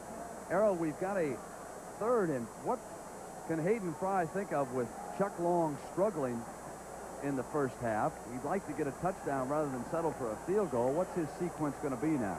He's got to throw the football, I think. Of course, he can use Harmon, checking him through. There's a lot of possibilities, but I think if he can get the ball in the end zone, it'll be a great psychological edge for Iowa. He has 2 timeouts and 47 seconds.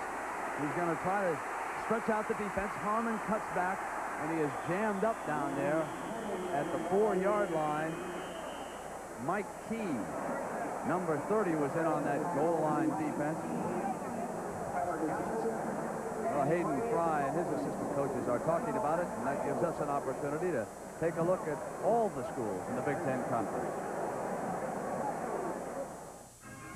As the Big Ten Conference enters its 90th season of football competition, that rare combination of commitment to academic excellence and success on the playing field continues. Big Ten football is exciting, competitive, and entertaining, as evidenced by the continuous record-setting attendance figures posted year after year.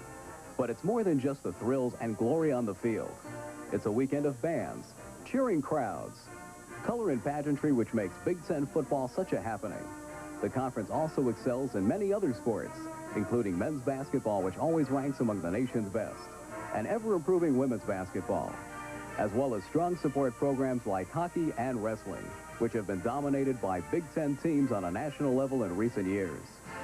But it's the nationally renowned academic reputation which distinguishes Big Ten universities, where tomorrow's leaders in research, technology, and higher education are ready to meet today's challenges. I thought that Ronnie Harmon might have been shaken up on this run. You watch closely here, just as he gets tackled, you'll see his left knee get caught. It's trapped underneath, and of course all the Buckeye tacklers are tackling him. Watch his left leg, it's planted right here. You can see it right there being twisted. I think he's all right. He was fortunate, but you can see he's hurt. Glad to get out of that one without too much damage. Do you agree with 4th and 2 to go for the touchdown here by Hayden Era? Yeah, I agree with that. I think the best thing that could happen to him is to get a touchdown before they go in at halftime. Well, here it comes for the Hawkeyes. It's the play of the half.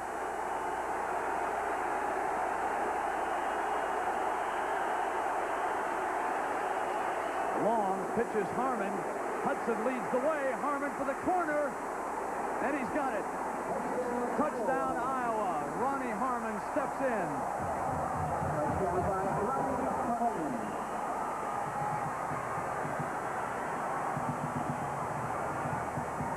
A big moment in this game for the Hawkeyes. It really is. With just 28 seconds left to go in the half, this will be a great psychological boost for the Hawkeyes. They needed that on 4th down, and that was a tremendous job of running by Harmon.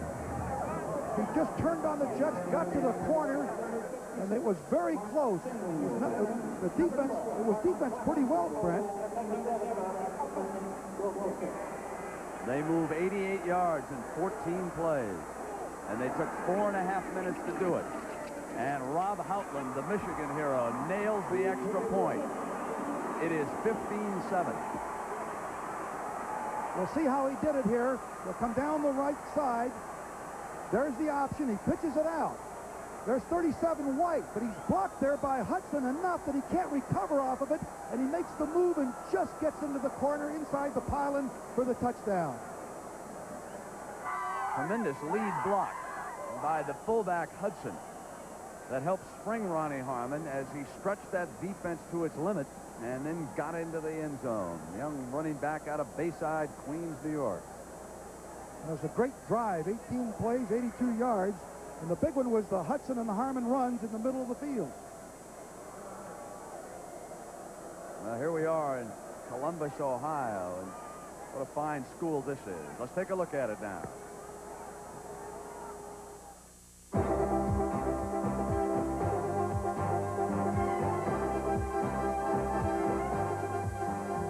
This is the University of Iowa, a pace setter for the 1980s, where teaching and research are improving our health, strengthening our economy, preparing tomorrow's leaders. A distinguished faculty committed to teaching, research, and service. This is the University of Iowa, since 1847, proud of its leadership and innovation in public higher education. Well, there's nothing wrong with the University of Iowa either. And we'll be taking a closer look at this Ohio State campus a little bit later here this afternoon. But I'm sure back there in Iowa City right now, they're all sitting around watching television, and they have to be enthused about what's transpired here in the last 4.5 minutes. Their team not playing well in the first half, but yet they're only down 15-7. And if you're a Buckeye booster, you've got to wish that some of those field goals had been touchdowns here in the first half. Here's the kickoff. On into the end zone and down there by Everett Ross, the freshman out of Columbus, Ohio. So on the touchback, it'll come out on the 20-yard line now, and the rain has stopped completely in Columbus. And next week here on CBS, we will bring you the Miami Hurricanes against the Maryland Terrapins. And Miami remembers that meeting a year ago when they led by 31 and then lost the game. We'll be on the air at 3:30 Eastern Time. So Hayden Fry and the Hawkeyes have got 28 seconds, but they have to feel that they're very much back in this football game.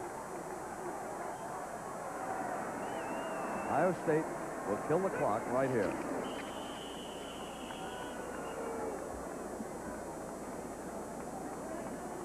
So Ohio State just letting the time run out. Nero, what's your assessment of what we've seen here in the first half so far? Well, I think Earl Bruce has to be mighty pleased with the defensive performance. I said at the top of the show that they had to have an outstanding defensive performance. They certainly got that. Also, Tarsadas being able to throw the football and Chuck Long being picked off 3 times. But psychologically, going in at halftime right here, it has to be a big lift for the Hawkeyes because they're on the board. For the Buckeyes, there were 2 enormous plays in the first half. On a 4th down, Gary Costroballo was punting from his own end zone. Sonny Gordon came for the left side. He had a free alley. He poured in, blocked the punt, and knocked it out of the end zone for a safety. Then the other big play, John Woolridge, the tailback, cutting back to the left, eluding the nose guard. The linebackers were sealed, breaking a tackle from Devon Mitchell and going 57 yards for the touchdown. Ohio State leads 15-7, but Iowa scored the last touchdown, and they'll try to build on that when we come back for the second half. I'm 32 years old, and I love Kellogg's Frosted Flakes. Brave adults are coming forward to challenge the notion that Frosted Flakes is just a kid's cereal. I know there's a tiger in the box. I like the taste, okay? Because you loved them as a kid doesn't mean you can't love them as an adult. One day, our neighbor saw the package on the table. And we don't even have children. With that extra crunch and milk, that frosting just right, that taste is great as ever. Well, they've always been my favorite. So dig in. Frosted Flakes have the taste adults have grown to love. They're great. I saw this demonstration on TV, but I didn't believe it until I tried it myself. On this side, I feel a tingling sensation with Denerex. Here with Selsun Blue, nothing. The tingle tells me that Denerex is doing more. Both have dandruff medicine, but Denerex adds an extra anti-itch medicine many dermatologists recommend. Feels really good. Refreshing. So long, Selsun Blue. Hello, Denerex. Denerex shampoo or shampoo and conditioner fights dandruff and its itch with an extra relief medicine. CBS Sports coverage of college football will continue after this word from your local station. This is CBS. Scarlet and Gray replay tonight at 11:30. Endorsements are important for city attorney, and Ron O'Brien has the major ones. Sunday's Dispatch strongly endorsed Ron O'Brien, citing his outstanding 8-year record as city prosecutor. The police, who are in the courts daily, unanimously endorsed Ron O'Brien. Firefighters, teachers, auto workers, building trades, engineers, truck drivers, all these people support Ron O'Brien for the same reason I do. Ron is a fighter who wins in the courtroom. Join us in supporting Ron O'Brien for Columbus City Attorney. Hello, Rusty Jones. Hi, I'm Rusty Jones, and I'll keep your new car looking great with my Car Saver system. I'll work day and night, no vacation, not even a coffee break, protecting it inside and out. Then your car will be here in the promised land of Rusty Jones cars, where cars are worth more because they always look great. Let your new car dealer show you the way. Ride with Rusty Jones. I'll stay with you. We're Beatrice. A good meal. Most of us take it for granted. But for millions of Americans, it's something they seldom see. Because they live in hunger. But you can help. Because for every selected Kroger brand you buy this week, Kroger will donate 10 cents to Second Harvest, an organization dedicated to feeding hungry Americans.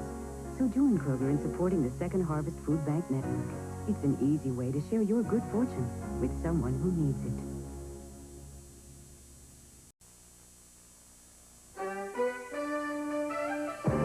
CBS Sports presents the Prudential College Football Report, sponsored by The Prudential, offering a full range of insurance and financial services.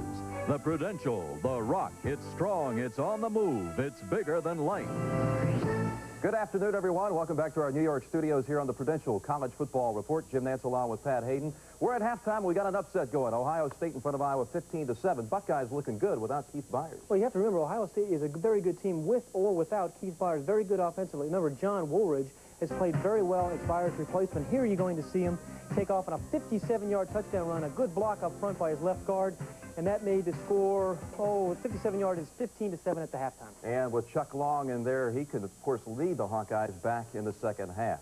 Number 1 Iowa in danger, and number 2 and number 6 meeting today, so we could see a lot of changes in the top 10. Look at this matchup. Florida now in front of Auburn 14-10 in the fourth quarter. Bo Jackson entered that game with a bruised thigh, 14 carries, 42 yards, set out all of the third quarter. I understand now he's back in the fourth quarter. The Tigers need him. They trail by 4 in the late going. Penn State, for the 7th time in 8 games this year, they have won by 7 points or less. This time, strangely enough, Penn State defensive tackle Mike Russo intercepted a pass, ran it back 21 yards for the winning touchdown as they beat Boston College 16-12. Another top matchup today. Number 4, Michigan tied with Illinois in the fourth quarter, 3-3. First points on the board were put on by Mike Gillette of the Wolverines. 49-yard field goal was good. Illinois has come back with a field goal of their own, and they are tied 3-3 in the fourth quarter. That is a crucial game in the Big Ten. The loser will most likely be out of the race for the Rose Bowl. Number 5, Nebraska figured to have it the easiest today in the top 10, 24-3 in the third quarter. Air Force has not lost this year. 2 touchdowns better than San Diego State. They're at halftime. Oklahoma getting a good performance today by their young freshman quarterback, Jameel Holloway. 4 out of 4 passing for 1 touchdown. He's also rushed 14 times for 170 yards, and the Sooners are going to avenge last year's loss to Kansas. And first quarter high-scoring battle, Miami and Florida State tied up 14 apiece. The Hurricane quarterback, Vinny Testaverde, much like Bernie Kosar when he started his career with an opening game loss, Testaverde has led the Hurricane back with 6 straight wins. And if they can pull that one off today against Florida State, it'll be 7 in a row for Testaverde. Remember, in 1983, Bernie Kosar got the nod over Testaverde, but people wondered how well Testaverde was going to play. He's had a sensational year. He's thrown for 2,000 yards, 14 touchdowns in just 7 games. And folks on CBS, you're going to get a chance to see Vinny Testaverde and the Miami Hurricanes next week against ACC leader Maryland. Remember, it's a rematch of last year's game when Maryland trailed 31-0 and came back to win. In the Big 8, other top 20 scores, Oklahoma State knocks Colorado out of the Big 8 race with a 14-11 win. Thurman Thomas did most of the damage here as a 60-yard run. Got a great block from his left guard and left tackle. That made the score 14-3, and Oklahoma State still in the hunt in the Big 8. Arkansas 24-3 at halftime over Rice. Arkansas will play Baylor next week, who leads the Southwest Conference with a 5-0 record. LSU goes to 3-1 in the SEC with a 14-0 win over Mississippi. Dalton Hilliard scored both touchdowns for the Tigers. And BYU, after last week's loss to UTEP, they are 3rd in the WAC conference coming in today, trailing Air Force and Utah. However, today they lead Wyoming in the second quarter 17-0. Georgia keeps Tulane winless, a 58-3 rout. Freshman Tim Worley scored 3 touchdowns for Georgia. And Tennessee, talk about routes, they routed Rutgers today 14-0. Tennessee, one of 2 SEC teams not playing a conference game today. 40-0 in that one, Tennessee over Rutgers. You know, just a moment ago, I told you about Bo Jackson returning to the lineup for Auburn. We understand he got in on a series and went back out of the game, so it looks like he will not return. Auburn again trailing Florida 14-10 in the fourth quarter. Still ahead of us here at halftime, we'll introduce our very own Nance Hayden Fall formula for picking a national champion. And, of course, more scores and highlights as the Prudential College Football Report continues. The circle drill, it's the big band medley. Let's take a listen.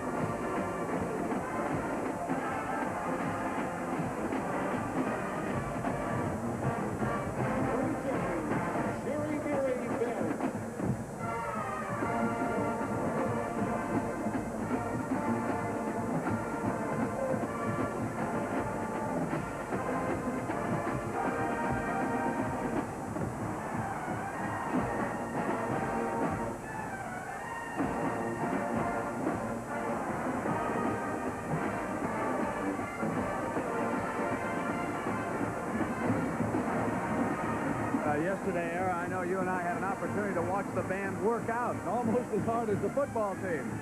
Now, speaking of the Ohio State football team, let's go back on our main storyline when the day began. They're All-America. Number 41, Keith Byers, unable to play because of an injured right foot. He re-injured it last week against Minnesota, Era. Yes, I thought he got it on the initial hit when Joyner, number 20, comes up and hits him right here. He spins off that. That's where I thought he had hurt it. But he does it right there when three players come down and you see the white foot sticking out in between all the Minnesota players. Now there's what the two players have done who have replaced him this afternoon. The veteran John Woolridge, and he exploded for 57 yards for a touchdown. And of course the freshman Vince Workman has been pretty much bottled up. Well, what do you expect in the second half out of Chuck Long, Era, as we take a look at what's befallen him here? Well, I think the last drive had to reinstill some confidence. He had a real shaky quarter and a half with 3 interceptions, but he came back in that last drive, handed the ball off to Harmon and Bush and Hudson. Here's the kind of pressure he was getting in the first half from the Ohio State team, and also probably a little difficulty in reading the coverage. You see him knocked down right here by a cornerback coming in, which was Rogan. Now, he has been intercepted already 3 times in the first half. They showed blitz and tried to bait him into throwing to coverage. And on the run, where he's the most lethal, he did throw to coverage right here. Badly thrown ball, and William White picked it off, and that was one of the 3 interceptions. Chris Spielman, of course, had one. And what do you think about the second half now? Iowa got such a big lift there. I'll bet you both locker rooms are really humming down there. I'll tell you, both coaches, Fry and, of course, Earl Bruce, because he wants to reestablish the tempo that he had in the first quarter. Hayden Fry is telling him, hey, we came back. I'll tell you, I'd like to be listening to all that, but I think you'd like to be delivering it. I know you'd like to be right in the middle of this. So Chuck Long and the Iowa Hawkeyes are back out ready to go. Meanwhile, Jimmy Carsados and the Buckeyes say, let's get it on for the last 30 minutes.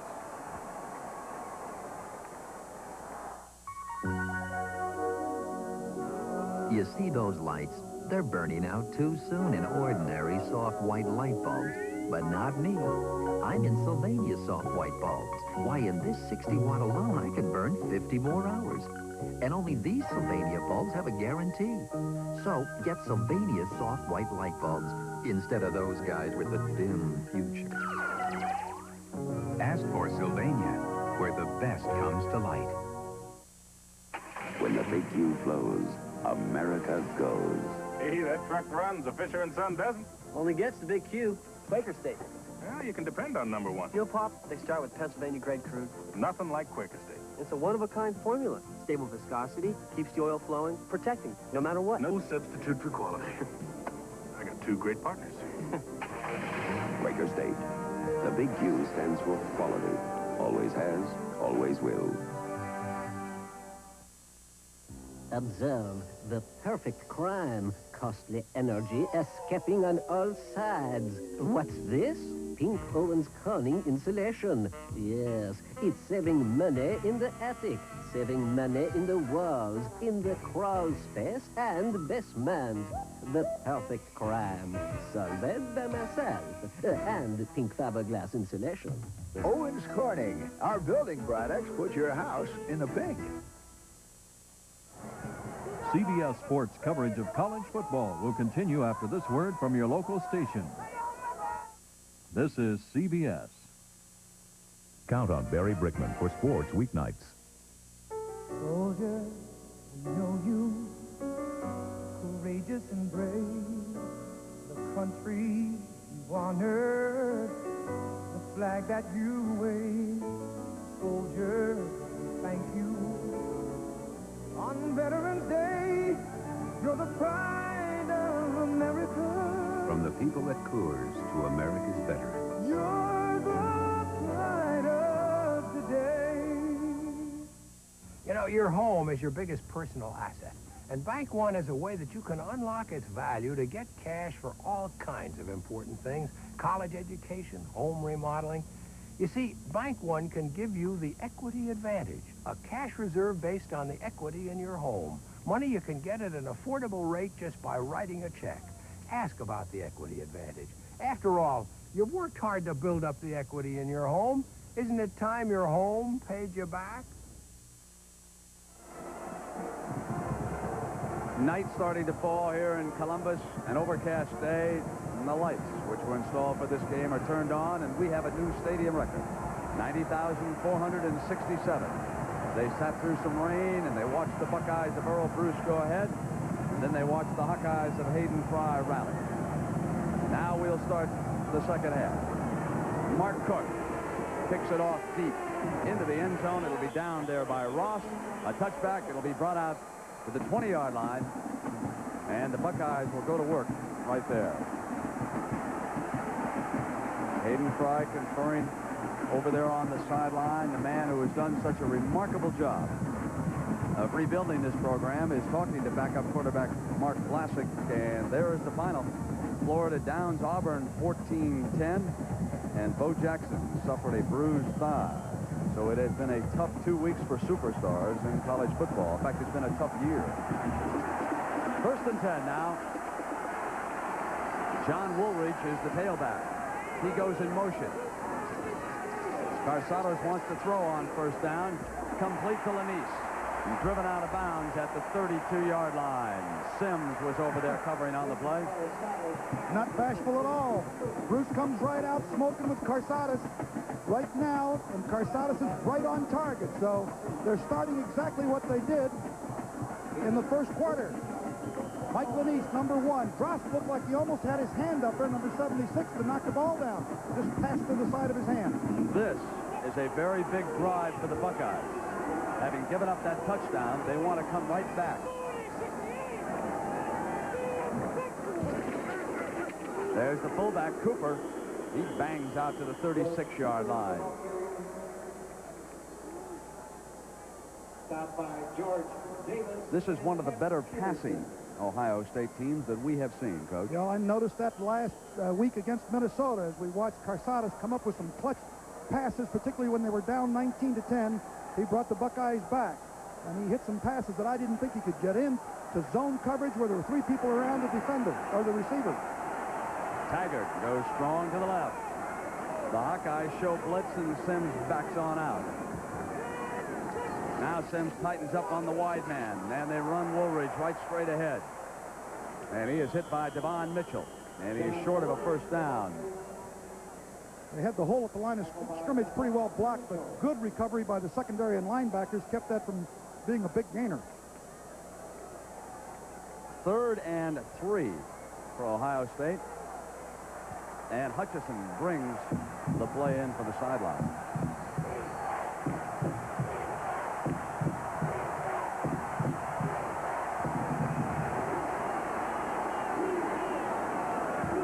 Lanise in motion. Here's the fullback, right straight ahead, close to a 1st down, but he may have been stopped short. Depending on where they spot that ball right now. Looks like he's just a little short. Peterson, Larry Station, and Jeff Ross. See where they mark it. Important play for both teams, for Iowa as well as the Buckeyes. They're going to leave the ball right there and bring the chains clear across the field here for the measurement. Ohio State leading Iowa 15-7. They got that safety on a blocked punt here in the 1st half.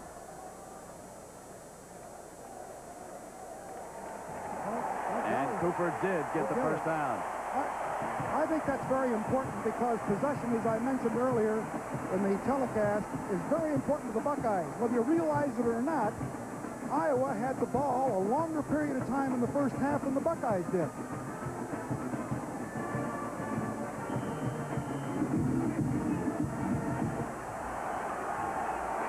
Carter goes to the left. Lanise is to the right. Taggart the tight end. Lanise in motion. Carsados goes to the wide side in the motion man Lanise, who steps out of bounds at the 46-yard line. Another 1st down for Ohio State. Boy, Norvell, the strong safety, was shaking his head because he almost was in an interception position. Watch Lanise breaks to the outside. You'll see Norvell, number 45, right there. Can't get to it. The ball was thrown over his head, but he thought he might be able to get a piece of it. Devon Mitchell giving a little necktie there. Lanief's doing an excellent job after making the reception when he turned around, seeing how far he had to go for the first down before he went out of bounds. Now the wide side of the field is to Carsados' right. They run Woolridge right straight ahead. And he blasts across the 40-yard line, and the Buckeyes on the move again. John Breeze, 57, on top of the ball carrier that time. Next week, of course, it's Miami.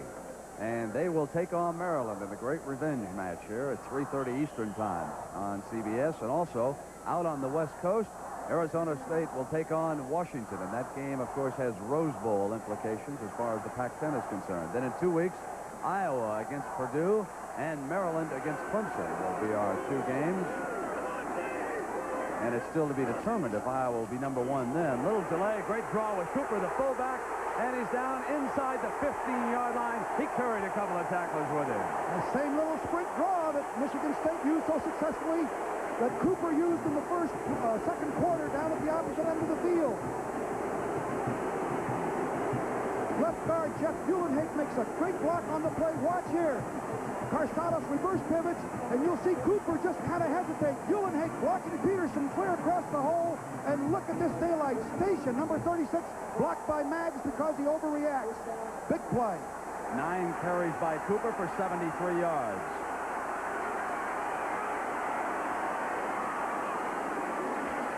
Here's Woolridge, and Jeff Frost comes in behind and helps pull him down close to the 15-yard line. Earl Bruce telling us in our meeting era that he wanted to build on what Michigan State had done offensively. He really didn't think that Michigan had done a very good job offensively, but he said Michigan State showed us some things we think we can use, and that play obviously is one of them. That, along with the single coverage that the Carsados is throwing, manages to find a single receiver with no underneath coverage, has been successful, and that little sprint draw is a tough play to defend against, particularly when you get fast-flowing linebackers like Station there, 36. Carsados off a great fake, and it's incomplete. Carsados complaining. He said his receiver was interfered with. Let's see what happens on the play. There's a little complaint there as to whether or not there was interference. Holding him up, let's see what happens right here. There's the... Let's see. Oh, yes. My goodness, that is interference. I didn't how see you it. talked on the sideline? My goodness, Mr. No. But for the public consumption, I'm a bit more careful. But they get the general idea. 3rd and 11. Here's Cooper on that sprint draw again, and this time Iowa brings him down short of the 10-yard line.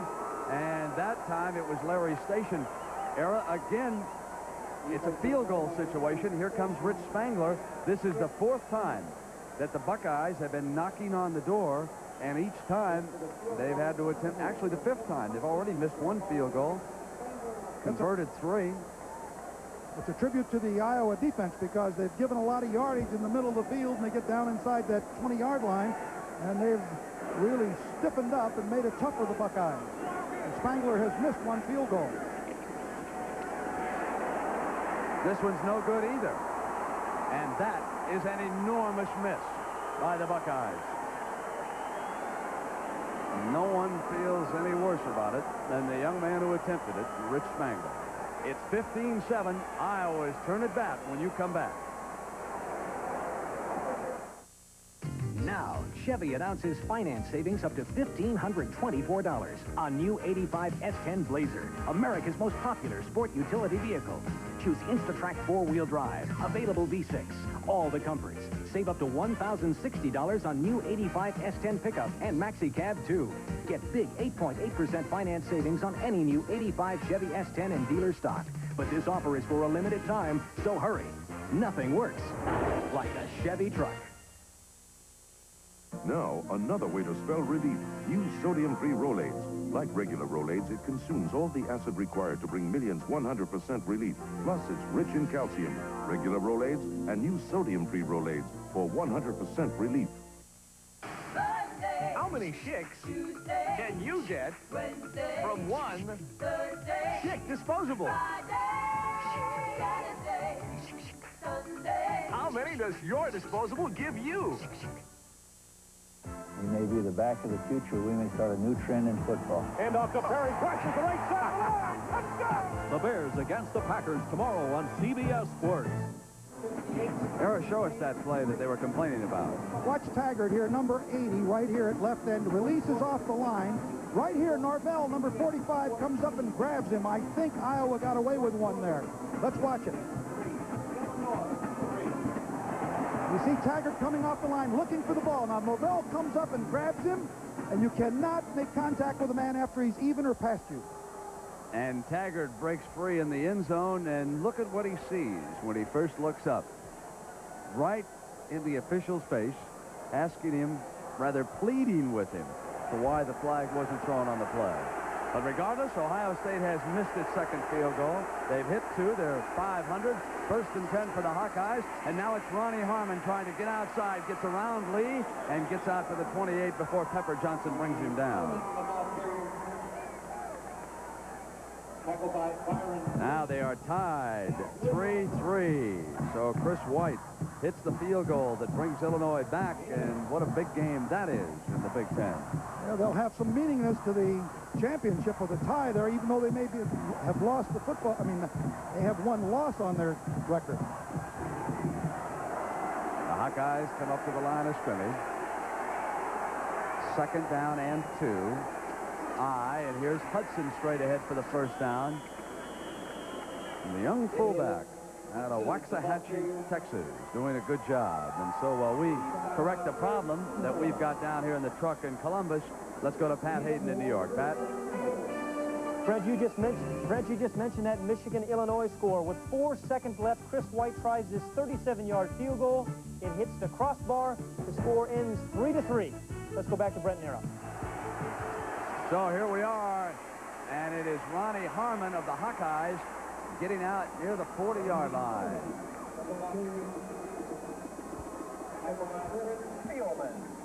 Now, we are attempting to fix our technical problem down in the truck, so what we're going to do is stay with some one-camera coverage here while they work on that switcher downstairs in our remote vehicle out behind the Horseshoe Stadium here. So we have second down and 1, and we'll give it the coverage from the 50-yard line here with our director, Joe Assetti. Single setback for the Iowa Hawkeyes, and they run long right straight ahead for the first down. And that's out close to the 45-yard line. Chris Spielman, 36. Getting in on the stop there, and he helps Harmon up to his feet.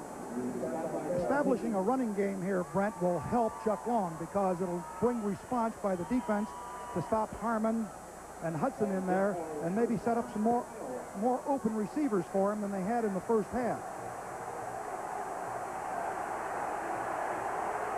8:25 to go. We're in the third quarter. Here's Harmon cutting back, has a hole, steps to the 45 and tries to spin free and gets to the 43. And a well-blocked hole on the inside. He's finding daylight.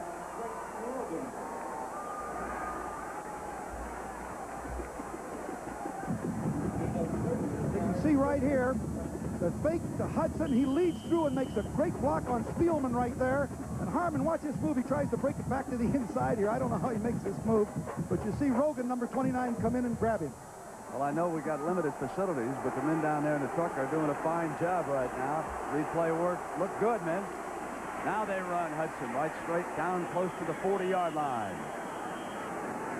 Pepper Johnson, 98, and the captain of this defensive unit, in on the stop. And those members of the Iowa band who traveled here from Iowa City, they have to feel things moving in their direction right now.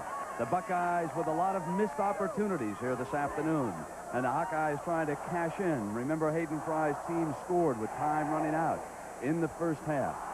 And it was an 88-yard, 14-play drive that led to the touchdown. And here they are with a nice drive running the football. It's Harmon again with that little spin move. Getting to the 39, it's going to be a big third down play coming up. Eisenman, number 61 in there, playing the outside linebacker behind Byron Lee, made the play that time. The defensive calls are signaled in from the Buckeye sideline, and then Pepper Johnson passes them on to the unit. And now Chuck Long with a 3rd down and about 5 to go. And Long will call a timeout. He did not like the defense he was looking at, and he'll go over to the sideline to confer with head coach Hayden Fry. And we'll be right back. Some of you are being asked to choose a long-distance phone company. If you don't choose, someone's going to choose for you, and you know how that could make you feel. So if AT&T's clear long-distance connections and full services are important to you, send in your ballot. AT&T Long Distance, for over 100 years. When you reached out, we were there. And you can keep it that way by making the choice yourself. You're just so beautiful. At Nationwide, we know how you feel about your car. Your life. And we give that same kind of care to your car insurance. That's why so many of our policyholders renew with us year after year. So when you need blanket protection, call a Nationwide agent. Okay, I'll be right over. We know how you feel about your car. Nationwide is on your side. This bud's for all that you do. You keep America going. You keep the juices flowing. You are the muscle, the hope and the hustle. You keep the country growing, and you make America work, and this bud's for you. Here's to you, Beechwood Age, for that clean, crisp taste that says Budweiser. This bud's for you. A 3rd down situation following a timeout by Chuck Long and the Hawkeyes. They are down 15-7 and apparently without Bill Happel, who was there rotating and trying to loosen up from the left shoulder. He injured it in the first half when he was tackled as he went out of bounds on the far sideline. So Hayden Fry and his assistant coaches have switched to their speed receivers. Robert Smith is number 2 and Quinn Early is number 1. Chuck Long complaining that he cannot be heard. Now he goes ahead with the play. Waiting on 3rd down, he's bumped. Gets the pass loose, and it is to 79. Mike Haight, and there's a penalty flag down all over the field because he's an offensive tackle.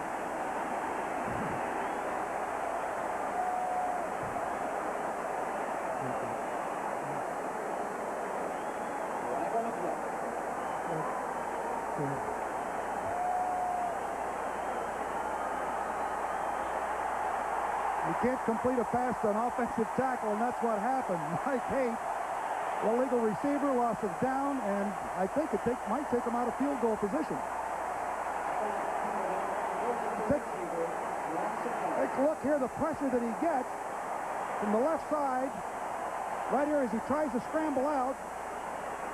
Number 95 right there, Darrell Lee, gets him down, but that's Mike Haight, number 79, and he can't catch a ball. But if you'll see, Quinn Early, number 1, the lower part of your screen, runs right by, I think it's Golick. No, that's White, William White. Look how open he is if Long could have seen him. Aaron, Mike Haight was at the right offensive tackle spot when the play developed, and he was all the way on the ground, got back up to help out, and suddenly he saw the football headed in his direction. So he caught it and turned upfield. He said, maybe they'll think I'm an eligible receiver. But that pressure by Darrell Lee on Long prevented Long finding Quinn Early on that play. Gary Costrabala, who has had 1 punt block and a couple of near misses, will try again. Gets this one off. Lanice lets it bounce, and it'll go out of bounds. The official marking the ball over there was hit by one of the players there on his foot. They'll spot the ball around the 14-yard line. And that's where the Buckeyes will put it in play. So tomorrow on the NFL Today, 12:30 Eastern Time, Eric Dickerson and Dan Marino. What a difference a year makes for those 2 stars. The Bears and the Packers, John Madden live. And then, of course, we'll have our regional coverage. The Bears and the Packers. How about the Giants? A lot of people think they've got the best talent in the NFC East. Detroit plays Minnesota. Washington against Atlanta. A couple of late games, too. The Eagles playing very well lately. All tomorrow on CBS. Here it is 1st and 10 now for the Buckeyes. Long count by Carsados. Runs the tailback Woolridge. Penalty flag is thrown, however. He gets out to the 30-yard line. The umpire just tossed it right in the direction of that offensive line. Right in the middle. Looked like the left guard or center from the way he threw the flag. 10 yards. Big penalty because it was a big gainer, and you can see Earl Bruce is really upset by it. Of course, nullifies this 16-yard gain. Let's see if we can pick it up. They were holding Oh, Hef right Peterson. there. I There's think no it's, question. yes, I think so. That's who it is. Grabbed him by the Number belt. 56, Jim Gilmore, I think. Hello, Mr. Peterson. It's one way to stop that nose guard. Good call. Who called that? Earl wants to know who called that. I don't think Earl agrees with you, Earl.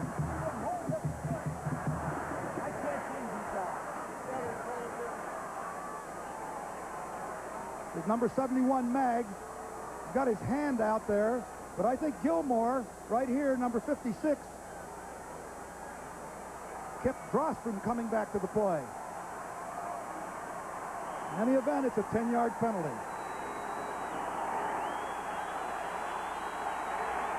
First and 17.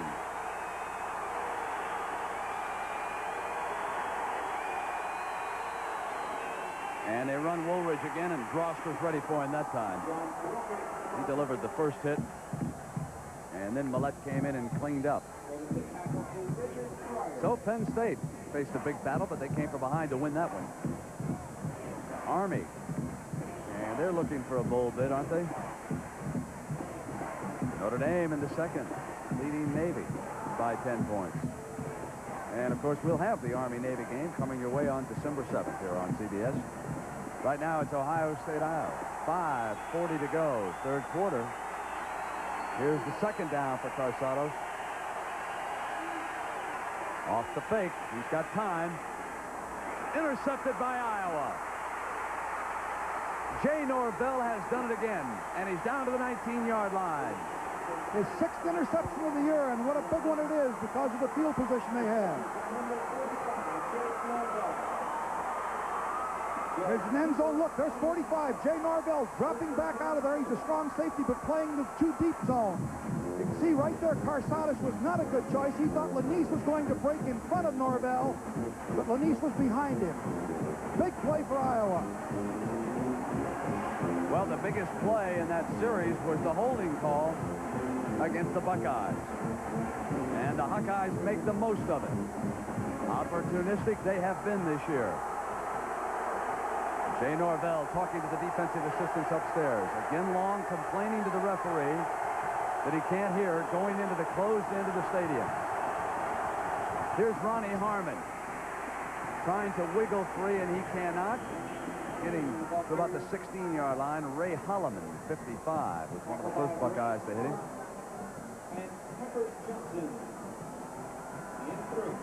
Well, Arrow, when your quarterback is struggling the way Long has here this afternoon, and you're very much in the game, what are you careful of at this juncture when you're Hayden Fry? Well, he's got great field position. He's got 4 downs to do it. In the event that he doesn't get the first down, of course, he'll have to make a choice between the field goal and the touchdown. I think I'd go for the field goal. But Long, they're very dangerous down in here. They've gotten into the end zone when they get good field position. It's one of the few times in this game that they've had field position. Here's Harmon, hole in the middle, close to the 10-yard line, and you have to get to just about the 9-yard line for a first down. So they're going to have a third and short coming up here. Harmon's got great feet. Watch him move as they come through the hole here. Pepper Johnson, 98, overreacts there. Now he starts to come back. But look at Harmon stop, spin off, come forward for another yard or two. This is a tough defensive call for Ohio State. Do they want to go to a goal line and get single coverage on the wide receivers, or play it conservative with a standard defense? Let's see what they do. Now Iowa will show the power eye. Goal line look. And this time, a discretionary timeout because of the noise going in. So now they must come over to the sideline and, of course, alert Coach Bruce and the Buckeye fans to quiet down a little bit.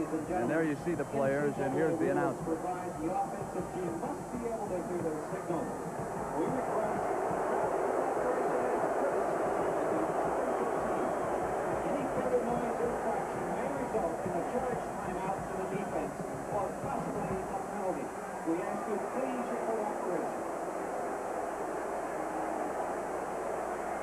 So the raindrops continuing to come down here in Columbus, Ohio. The Iowa Hawkeyes come up with about a 3rd and 2. They'll have Hudson, Bush, and Harmon behind Long. Double tight end. Harmon cuts back, struggling to get the first down, and he may be short of it. See where they mark it. Pepper Johnson, 98, stepped up into that hole.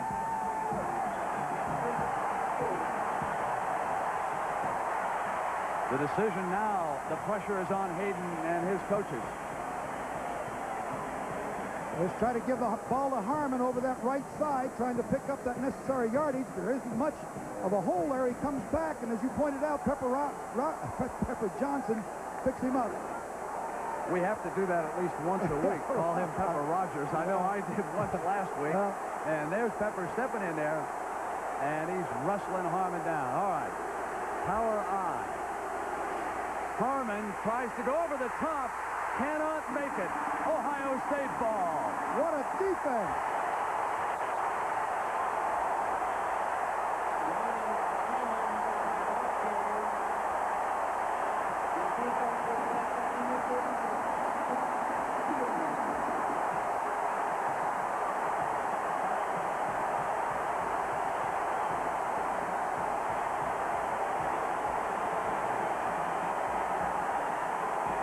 Watch the penetration by the blitzing linebackers.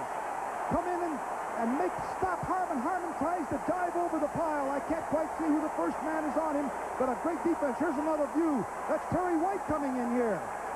And there's the tackler right there. I can't quite pick up his number, but a terrific job of defense. And on first down, they just power out straight ahead with Cooper, and they get to the 25-yard line. We take a look now behind the defense. Now, this was 4th down and short, and Harmon tried to go up over the top, but he actually jumped right into the arms of one Chris Spielman. And down he goes with the Buckeyes celebrating as they hold the Iowa Hawkeyes on 4th and 1.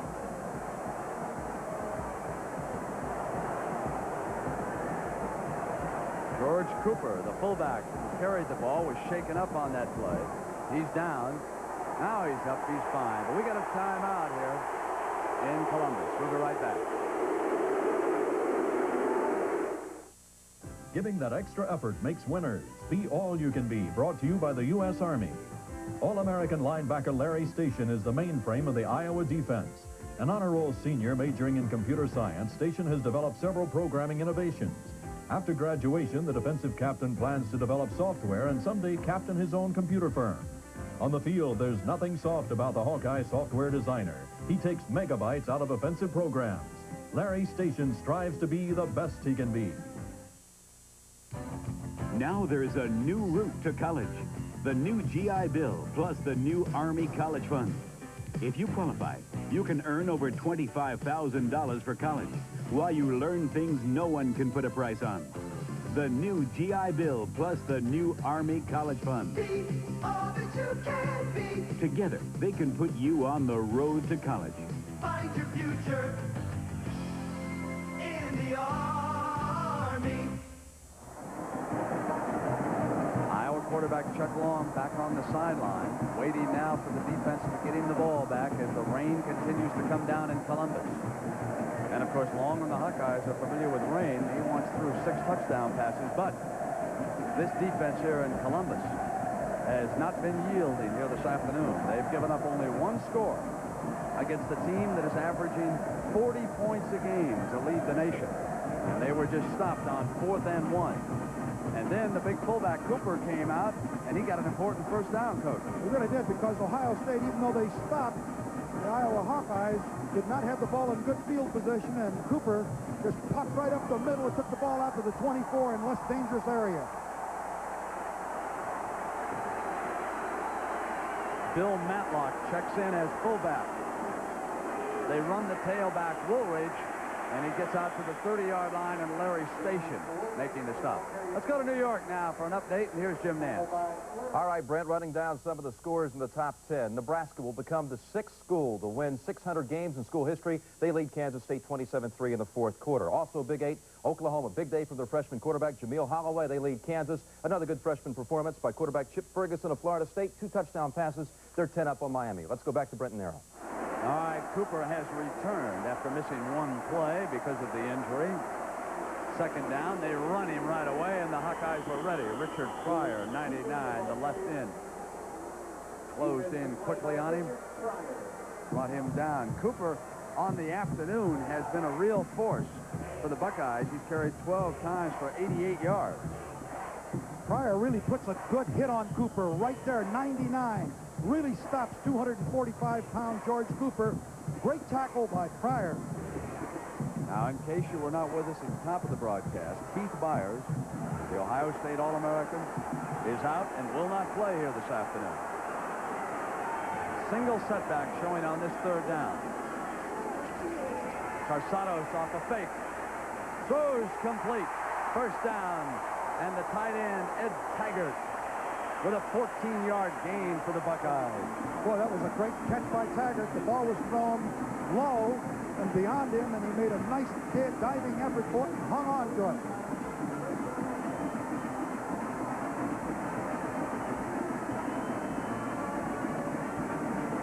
The ball is at the 43. It's 1st and 10.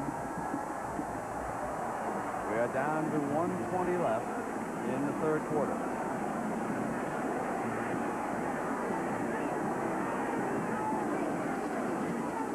Cooper near midfield. Norvell and Mitchell making the stop, but Cooper is starting to wear down that defensive front. He really is. You know, Cooper came in here averaging 4.7.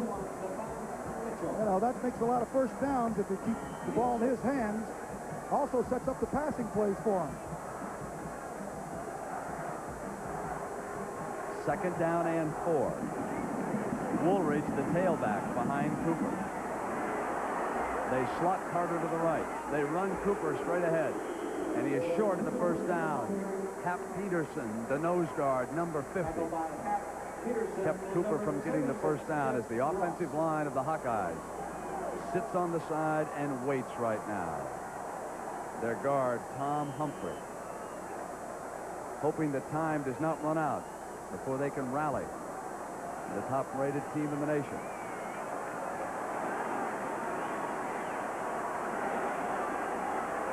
And here the seconds tick down on the third quarter.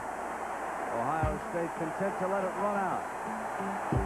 They lead 15-7, and it was a defensive play that did it. On 4th and 1, they stopped Ronnie Harmon. We'll be right back for the final 15 minutes.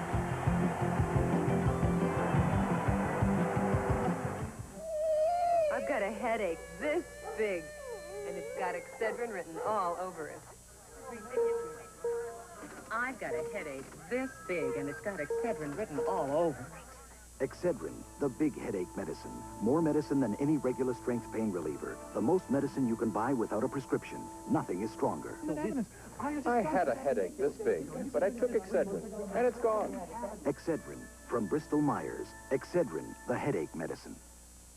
Witness the birth of a bright new star. Created through the joint effort of General Motors and Toyota. Nova, from today's Chevrolet. Nova, the best of both worlds.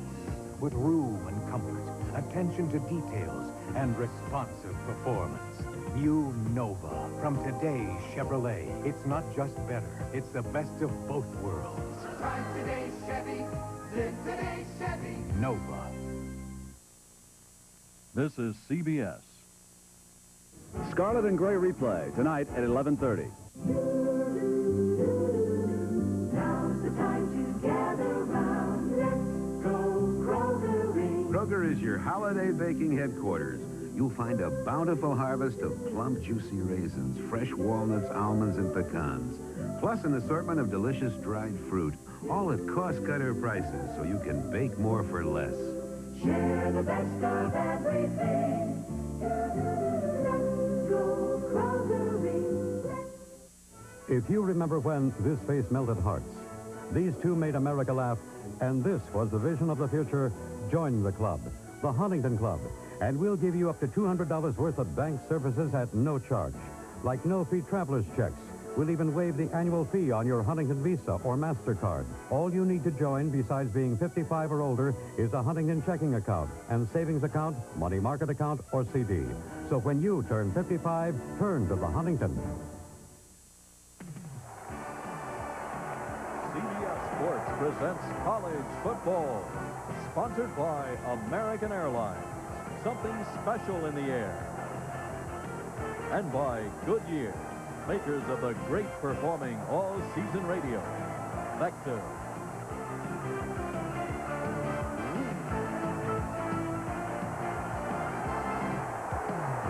"15 minutes to go, and the Buckeyes up by 8 points. They have a 3rd and 2 as we start the 4th quarter. Long count by Carsadas. And the tailback, Woolridge, bangs in close to a 1st down. Now, this is how we started this afternoon. Rich Spangler kicked a 28-yard field goal, and the Buckeyes went up by 3. Then a safety, as Sonny Gordon blocked a punt out of the end zone, made it 5-0. The lead became 12-0 when John Woolridge exploded for 57 yards and the touchdown. Then Spangler added a 2nd field goal. With time running out of the 2nd quarter, the Hawkeyes came back and got their touchdown on a 3-yard run by Ronnie Harmon. 15-7. And now, because they were short of the 1st down, Tom Tupa will be punting with Ronnie Harmon and Robert Smith set deep. 2 dangerous return men. And Tupa capable of putting it in the end zone. He hangs it high. Harmon wants the fair catch, fakes it, lets the ball bounce, and it goes out of bounds inside the 15-yard line. At the 13-yard line, Tom Tupa does his job. Now, this afternoon in Champaign, Michigan and Illinois tied at 3. So here is the significance of that. Take a look at the standings right now in the Big Ten. Michigan and Illinois 3-1-1. Iowa with the lead, and they can keep that lead if they tie Ohio State. They're 8 points back. They need a touchdown and a 2-point conversion. A tie does not hurt the Hawkeyes that much as far as the Rose Bowl is concerned. It would affect other things. Long is back to throw. He has time to the sideline. Helverson, and Helverson springs free fumble at the 30-yard line.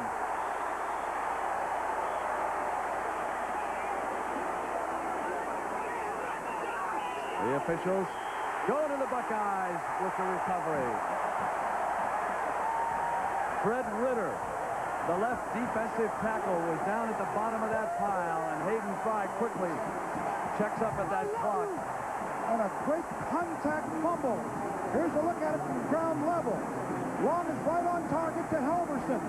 Helverson shakes the tackler. You'll see right here into your picture. Right there, Rogan misses. Now watch this contact by Terry White along with Sullivan, and the Buckeyes have recovered. 1st and 10 for the Buckeyes. Ball is at the 31. And here's Cooper pounding ahead with the fullback, and he gets inside the 25-yard line. Now the clock beginning to run down. Buckeyes will use long counts. They'll take their time. They'll keep it on the ground. Cooper up over 100 yards.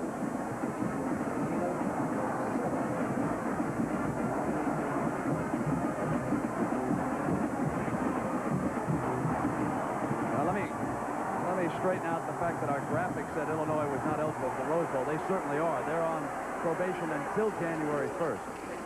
And here is Woolridge inside the 20-yard line. And Jay Norvell makes the stop, and it's another Ohio State 1st down.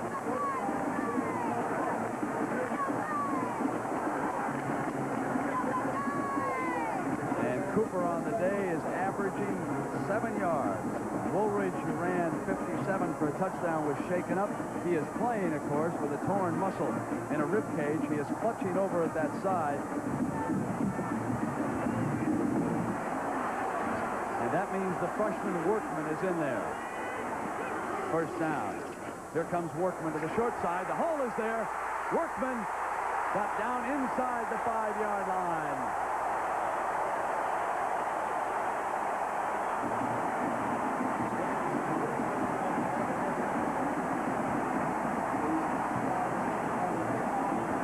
From behind the defense, take a look at Workman pop right through the hole. Maggs opens a beautiful hole right there. Workman finds it and comes all the way down to about the 5-yard line.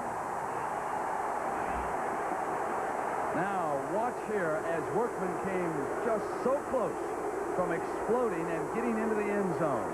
But Norvell delivered the first glancing blow that slowed him up. Now it is first and goal inside the 5.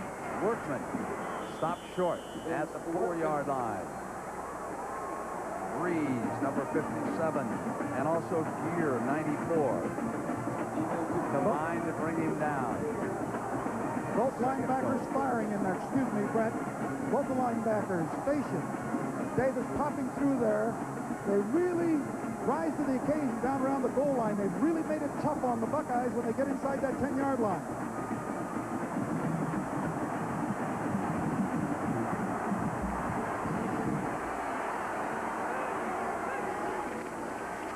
Here's Workman looking for a hole. Touchdown, Ohio State.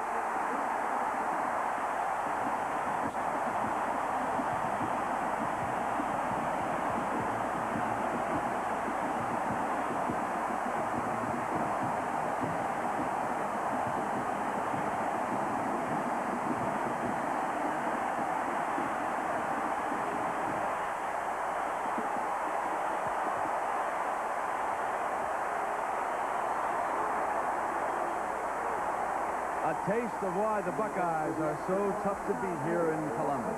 And also you can see the effect of a turnover. The fumble by Halverson giving Ohio State Buckeyes good field position. They finally capitalized it on it. The extra point is good. They move 31 yards in 5 plays. The same little pitch play. It's well blocked by the entire left side.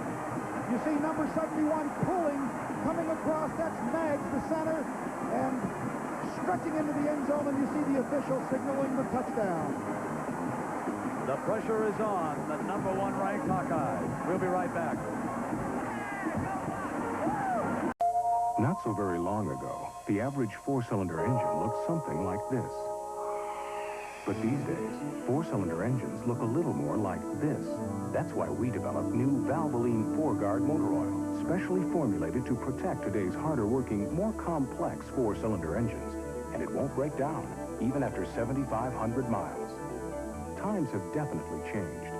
So maybe it's time to change your oil to new Valvoline 4-Guard. Here, hold my crush. Looks good. Yeah, real orangey. Just hold it. When an orange crushes inside, your eyes get bigger, your mouth gets wider till those all-natural flavors are deep inside. Your crush is so irresistible, you can't keep a bottle full. Hey, my crush. I couldn't help myself. Have a crush on sugar-free Crush, too. Sweetened with 100% NutraSweet. There's no saccharine aftertaste. So it has been this kind of afternoon for the Iowa Hawkeyes. Just when Long hopes to get something going by hitting one of his favorite targets, Halverson, who has been virtually ignored here this afternoon in Columbus. A vicious blow is delivered by Sullivan. The ball pops free, and then as a result, the Buckeyes put another touchdown on the board. You can see what happens to you when you have a turnover. Ohio State capitalized on it, marched the ball in 31 yards on the ground. Cooper, for the first time in his career, has 102 yards, and he was one of the big factors. 11 minutes and 39 seconds to go. And you can see how dearly Iowa has paid for its turnovers here this afternoon. Spangler to kick it off. Kevin Harmon and Quinn Early. So Ronnie Harmon's brother is back deep. And Kevin lets it bounce on out of the end zone. Went over his head, took a big hop. And on the touchback, it'll come out to the 20-yard line.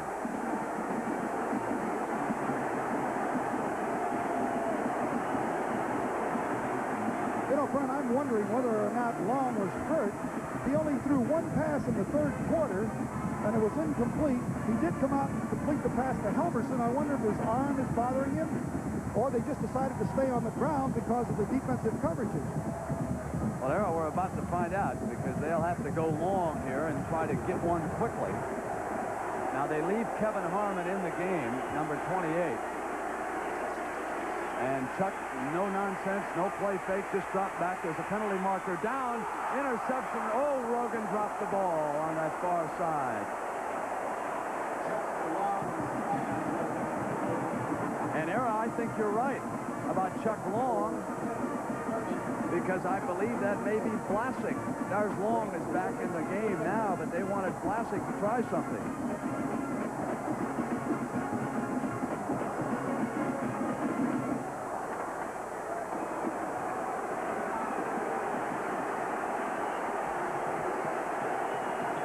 Chuck Long brings the Hawkeyes up. Second down, dropping back. He hits Hudson. Hudson out to the 27-yard line. He's short of the first down.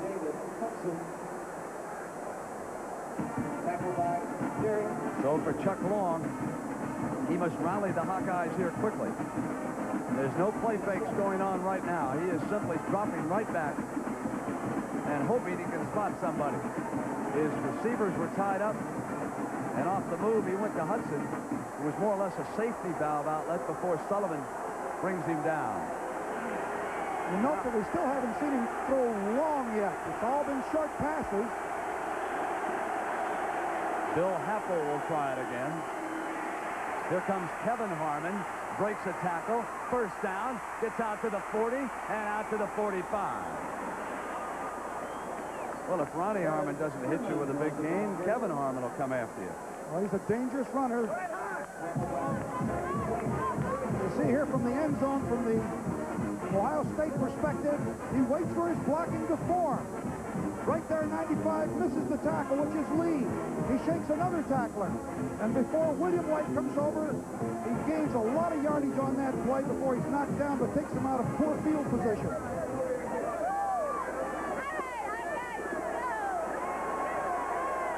22-7. 10-17. Long back again. Throwing down the sideline, this time incomplete. And there's a penalty marker down over by the 30-yard line.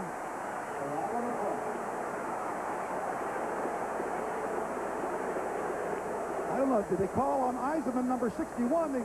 He was covering man on man, whether or not they called interference over there or not.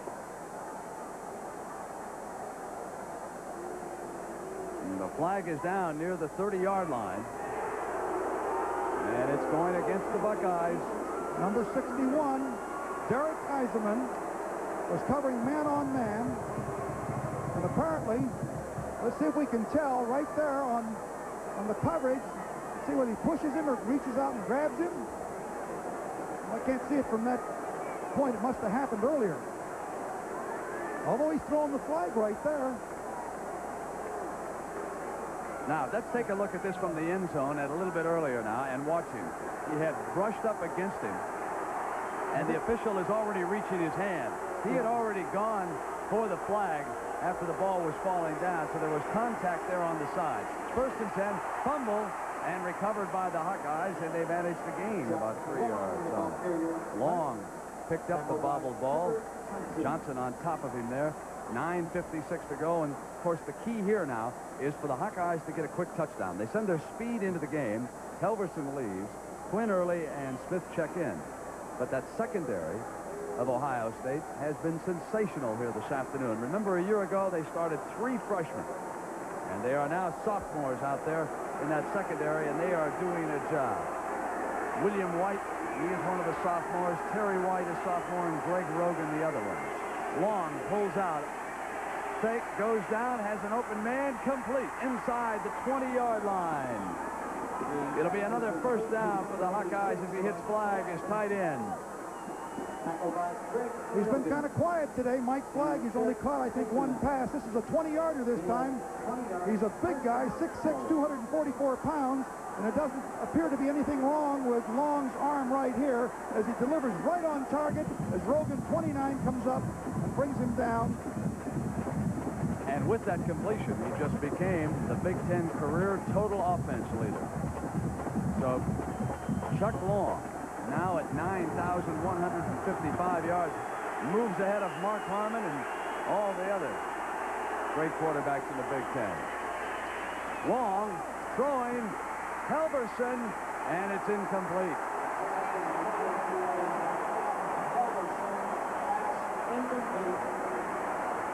There's a flag on the field, and I think it's against Iowa.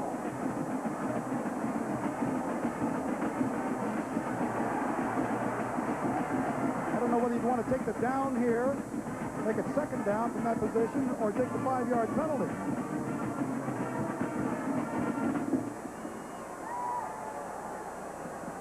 Nine minutes left here in the fourth quarter. And the Hawkeyes needing a touchdown to get back in this. They trail 22-7. Halverson was open, too, in the end zone.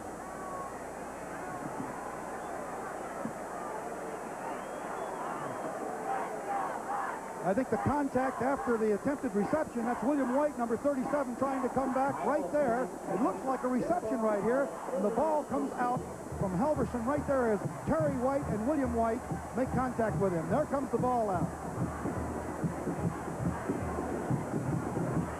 It'll be a 1st and 15 as a result of that penalty.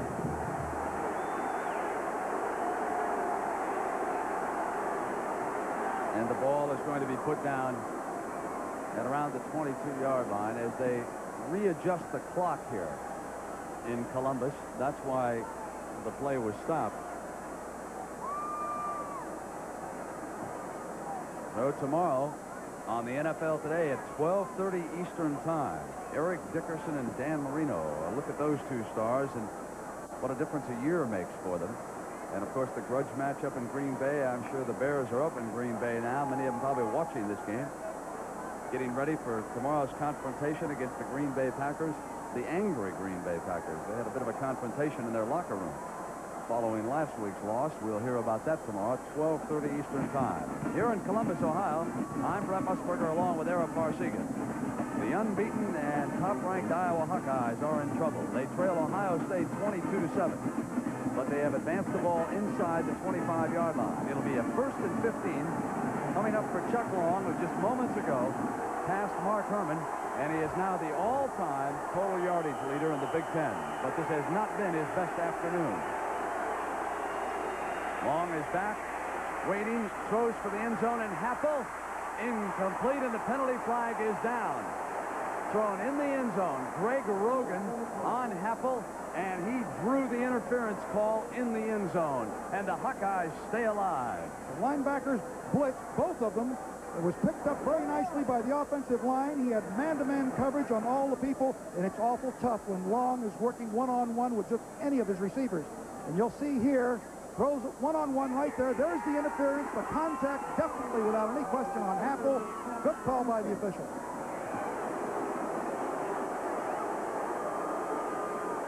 And now the rain continues to come down harder here in Columbus as you take a look at Rogan going in behind Happel. There was obvious contact. Two officials down with the flags right away. And the ball will be 1st and goal. They'll put it down at the 8-yard line. Now Ronnie Harmon, who scored their only touchdown, has been replaced in the backfield by his brother Kevin Harmon. So it'll be Chuck Long with Hudson and Kevin, and a chance for the Hawkeyes to get right back in it. Long will throw on 1st down, rolling to the right. He's got time and he's got a hole, throws it, incomplete. They rule that Halverson was out of bounds, and he's furious. They say he did not have control of the ball. His feet were out of bounds. Just looking at it from here, had a pretty good shot of it. Looked like his feet were out of bounds. It was a good call by the official. You get an isolation right on Halverson right here. Number 87. Covered right there by William White, 37. He turns out. Long throws the ball. He comes back up the field. Then he breaks to the outside to the sideline. I don't know whether they're going to be able to see the line here or not. But his feet right there are definitely out of bounds.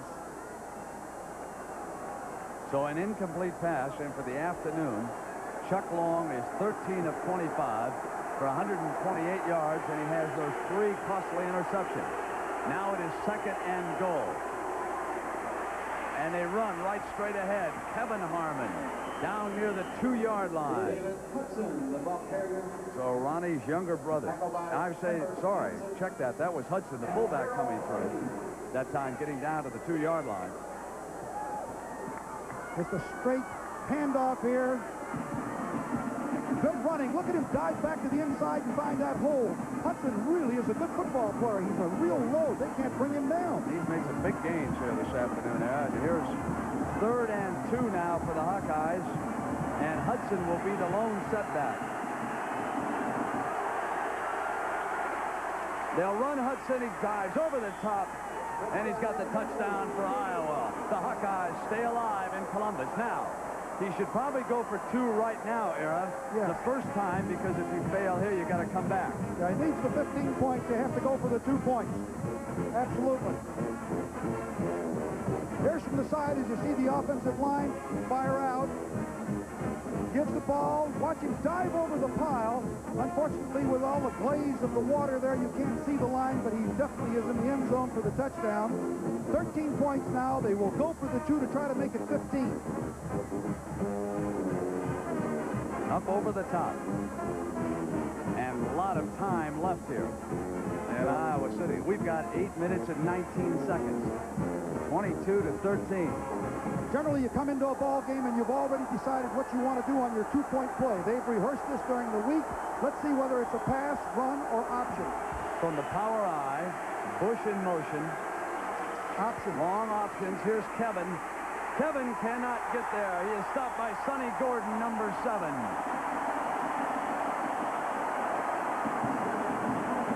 So the young man who blocked the punt for a safety in the first half. And that is a big saving tackle. Big play on this. They did try to run the option away from the motion man.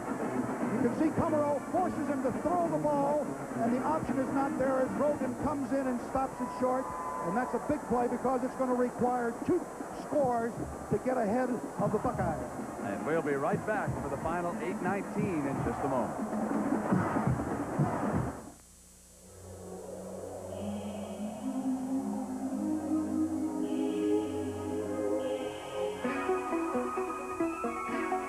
Try one on.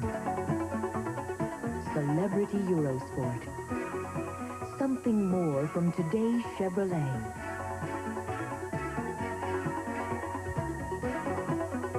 Celebrity Eurosport. Drive today's Chevy, live today's Chevy. Celebrity. There's something special on the horizon. American Airlines Ultimate Super Savers. Incredible low fares to over 90 cities throughout the continental U.S. and Canada. Discounts up to 70%. Fares from $44 to $151. Call American Airlines for an Ultimate Super Saver before another day passes you by. We're American Airlines, something special in the air. On the NFL Today, a report on why the Packers are steaming at the Bears. Plus a look at record breakers Dickerson and Marino 1 year later. Tomorrow on CBS Sports. Era, the tackle that mattered. Well defensed here. As you see, Kummerow will come in and force the pitch by Long. William White will come up and take the pitch man, and the alley man will be Rogan, will come right in the alley here and make the tackle. Let's take a look at how it was done. Beautiful defense against the option. Kummerow, 14, forces the pitch. William White, 37, comes in, And Sonny Gordon, excuse me, I said Rogan, number 7, Sonny Gordon, right there making the play. A beautiful job, and I suppose playing the Minnesota option last week really helped him. Oh, I think it sure did. Augie gave him that look all game long, and it's 22-13. With the rain continuing to come down hard here in Columbus. 8 minutes and 19 seconds to go. You can see Ohio State is deploying right now for the anticipation of an onside kick.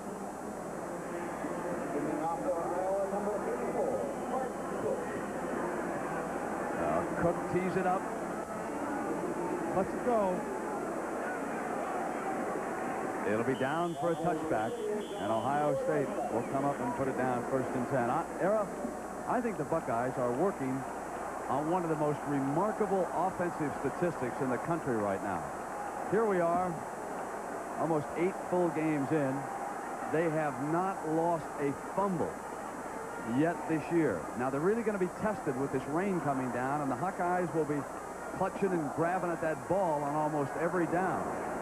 But they have not lost a single fumble, and that's unbelievable for a college team or any football team at this point in the season. Really is. That's an incredible statistic. On 1st down, Cooper bangs straight ahead for 2 or 3 yards. Iowa wants badly to have 3 downs and out here if they can press a punt by Ohio State. The play's coming in from the sideline. Hutchison, a tight end, 81, delivers it to the huddle. Ohio State would like to bleed a lot of the time off the clock, just under 7 minutes, or 8 minutes right now. They'll take their time. They'd like to punch out some 1st downs here and not give Iowa the opportunities. But you've got to bear in mind also that Iowa needs 2 scores to win. Workman is the tailback, Era. He's going to come. He cuts back. And that's going to leave them with about a 3rd and 6 as Larry Station made the stop. Tackled by Larry Station and Jeff Ross. Larry Station, the All-American linebacker who was also an honor student back at Iowa City. In fact, if you go watch the Hawkeyes practice, sometimes you will ask the coach, Hayden Fry, where is Station, coach? He's at lab. He has classes that extend far into the afternoon. The young man who knows that there has to be a life after football. How about that little sprint draw here?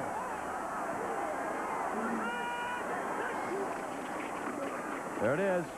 Workman trying to come free, and Nate Creer would not let him. Good defense by Iowa. They're going to force a punting situation here by Tupa.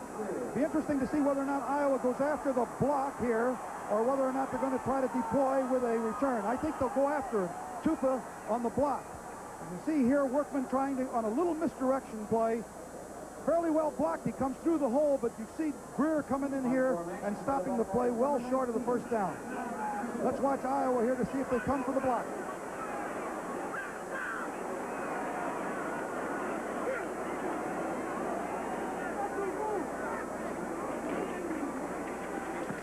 Tupa gets it off. Robert Smith fields it at the 28. Looks for daylight, but that specialty team coverage of the Buckeyes has been sensational all game long. There is a penalty flag down. We'll wait and see what that is. That was a 47-yard Tupa punt and a 3-yard Smith return. And the ball would be put down. Inadvertent flag, we are told, fell on the field. So we've got a timeout. The ball will be spotted there on the 31-yard line. The enemy. Rain. A mere 1/8 inch can float your car off the road. Thus the rationale for Vector, Goodyear's unique all-season radial. So advanced, its crisscross tread actually pumps away water to help more tire and your car stay on the road. The Goodyear Vector. It simply performs like no other tire in the world. When the big Q flows, America goes. Still beautiful, Dad. Took your brother through college, take you wherever you want to go. On Quaker State. Right. Smooth oil flow is what you want to catch the engine. See, Quaker State starts with Pennsylvania-grade crude, delivers stable viscosity. You get great protection with the big Q. Hey, how come you know so much? From listening to you. Quaker State. The big Q stands for quality. Always has, always will. Don't shoot me, please. Tonight, a conspiracy to kill cops began a nationwide manhunt where two men had to balance the scales of justice. James Woods and Yaphet Kotto, badge of the assassin. 6 minutes and 10 seconds to go, and Era, that Ohio State defense has done a very good job today against Iowa's leading receivers. Two leading receivers are Happel and Helverson. They've held Happel to 2 receptions, Helverson to 1, and the one that Helverson got, he fumbled, and the Buckeyes recovered and converted to a score. Long to throw on first down. Forced out of the pocket. Now he comes back with the completed pass, and Kevin Harmon getting out near the 39-yard line. Chris Spielman over there as you take a look at some of the other action from around the country this afternoon. There's the Pac-10. Era, we are told from the field that Ronnie Harmon is not injured. I'm surprised by that report, because if he's not injured, I'm fully expecting him to be in, especially on the 2-point play. Now, his last appearance here this afternoon was on that 4th and 1 when he jumped up and was caught short. Now, his younger brother is on the field, and Bush is the fullback, set in front of him. Off a fake, long to throw, goes down the middle for Robert Smith, and incomplete. Quinn Early was there too, number 1. But Terry White has been all over the field. The free safety, number 12, he was there to knock the ball down again. Take a look at it from the end zone. You'll watch the deep throw here by Long, and you'll see Terry White come in front of Smith, right there, and knock the ball down. And Terry White has had quite an afternoon. 5:51.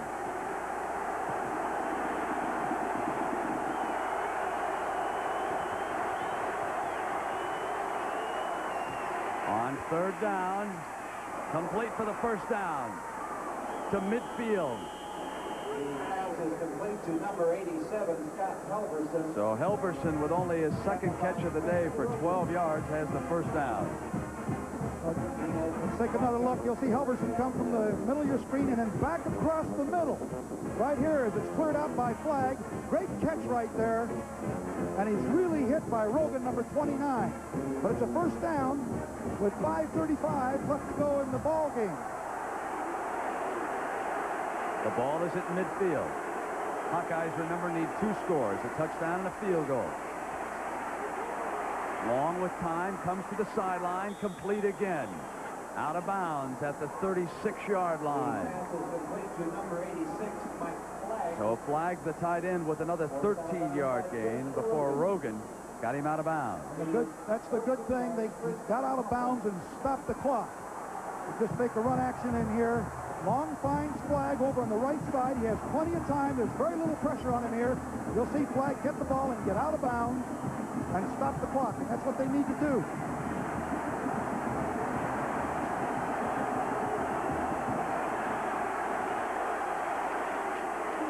Kevin Harmon up the middle. Got to the 31-yard line.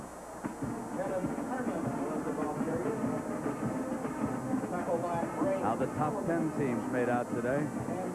Bo Jackson, injured thigh, did not play in the second half of that game. Penn State rallied to win. Michigan and Illinois tied in Champaign. And Nebraska rolled. Air Force an easy winner. Likewise, Oklahoma. But here, the top team in the country, the Hawkeyes of Iowa, struggling. 2nd and 5. He completes it to Robert Smith. Down to the 23-yard line, where it'll be 1st and 10 for the Hawkeyes. 4:35 on the clock. Doing a lot of the underneath patterns. That's Robert Smith, number 2, that came to the middle. Little short passes, but they needed the first down here to stop the clock as they moved the chains. You see right here, Robert Smith comes across the middle, stops, turns, and goes back the other way, picks up some additional yardage. It's a clever little guy. That's number 14 that comes in there. Looking ahead, Brent, there's 2 timeouts left by Iowa. They have 2 timeouts left. Kevin Harmon is caught that time. Pepper Rogers stepped right in there. Pepper Johnson, number 98, 250 some odd pounds, and can really move. He filled the hole well that time. We'll make Pepper Rogers an All-American yet before this year is over. Yeah. He's happy to get all the advertising. That's right. Second down and 12. Long back. Incomplete and out of bounds. Helverson, the intended receiver.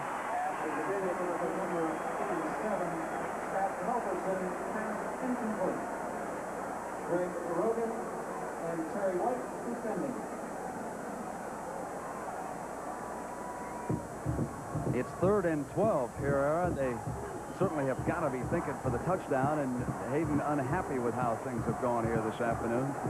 Well, he something that he doesn't like. You can see he's really upset, whether it's somebody that ran the wrong route on the play, but they've got 2 downs to make it, not just 1.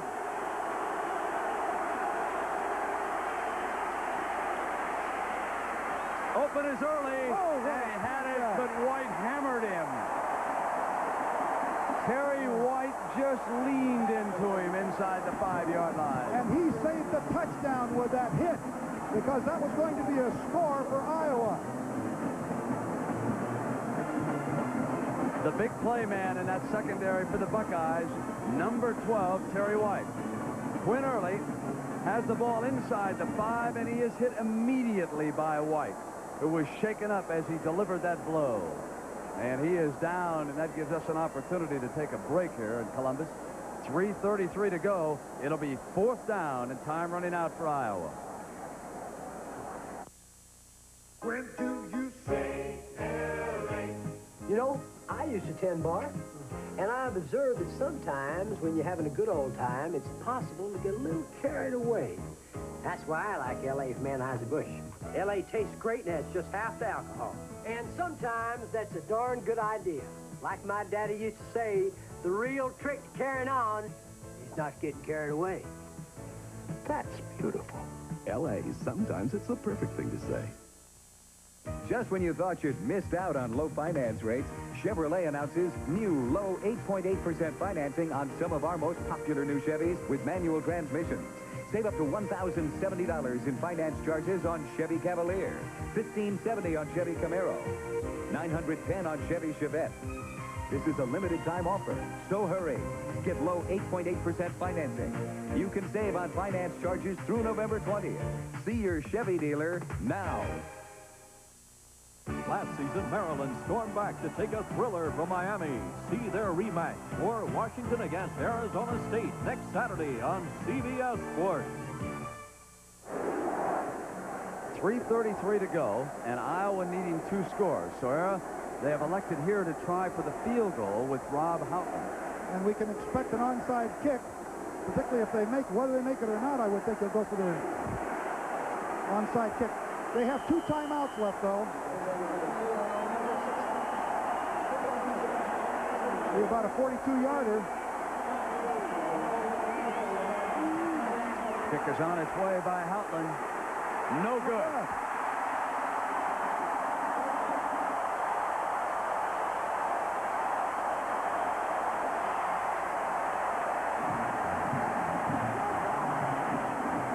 Fame is such a fleeting thing.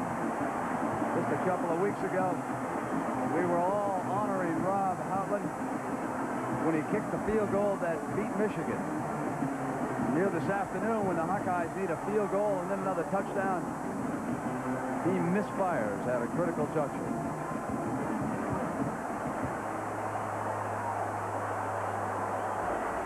Well, they needed that one badly with 3:28 left to go.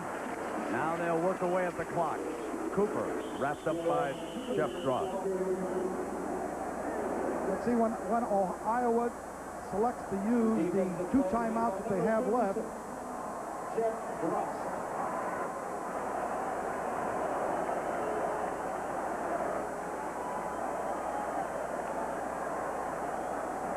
Buckeyes bringing the clock down. I think that if they stop the Buckeyes on this next play, they'll use the timeouts at this point to try to conserve what is left on that clock.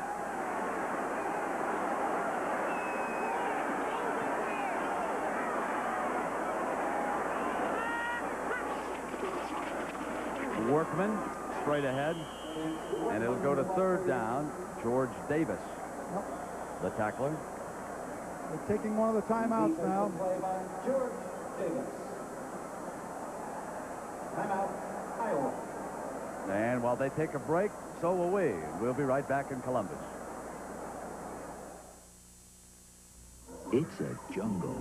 That's how it feels when you're searching for life insurance. The natives don't speak your language. You feel lost, in the dark, scared. But there is a sign of civilization. With Prudential, your agent will explain things clearly and work with you until you have a piece of the rock you feel comfortable with. No wonder more people choose Prudential for life insurance than any other company. You'll feel right by the rock. Prudential Life Insurance. The right parts. Mr. Goodwrench has the right parts for your GM car. Parts that fit. Parts engineered for your car by people who designed your car. Parts for every make and every model of virtually every GM car and light truck on the road today. Mr. Goodwrench can help you keep that great GM feeling with genuine GM parts, because no one knows your GM car better. No one. We may be the back of the future. We may start a new trend in football. Hand off to Perry. Crushes the right side. Touchdown! The Bears against the Packers tomorrow on CBS Sports. Well, the Seminoles are tough in Tallahassee, and they lead Miami 24-21. And Maryland defeated North Carolina 28-10. And next Saturday afternoon on CBS, it'll be the Hurricanes of Miami against Maryland, 3:30 Eastern Time. Vinny Testaverde, the Miami quarterback, attempting to rally the Hurricanes this afternoon, and we'll see him in action next Saturday. Here we've got 2:37, a 3rd and 8, and Iowa badly needs the ball and a real quick touchdown. Carsados runs the draw. Workman is wrapped up, and now Tupa will punt. And Arrow, would you go for the block here? I think I would, because they need 2 scores. They only have 2:24, 23 left. They could get a quick score with the block, and they did come close earlier in the ball game when they attempted the block. They're going to have 10 men up on the line of scrimmage. Robert Smith is set to return it. Coming up the middle. Where the overload is.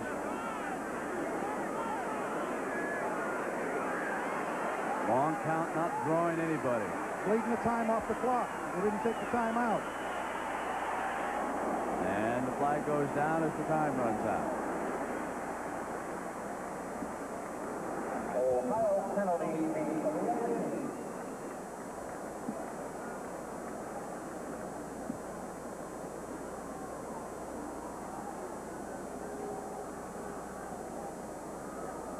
Well, now we get confirmation of what I thought all along, that Ronnie Harmon was indeed injured. And it was a bruised ankle, we are told from the Iowa bench. Ronnie says that he can play, but Coach Fry said, I'm not taking any chances. And so he has elected to leave him on the sideline the rest of the way. So Harmon falls, and Keith Myers out with an injury, and here they come again, Aaron. You saw Hayden checking his game plan, offensive game plan, preparing for the next drive here. Good blocking. Here's Smith, the 35. What great kick coverage the Buckeyes have had here this afternoon. There's been no daylight on kickoffs or punts. A 45-yard punt and only a 3-yard return as Tupa hangs another one high.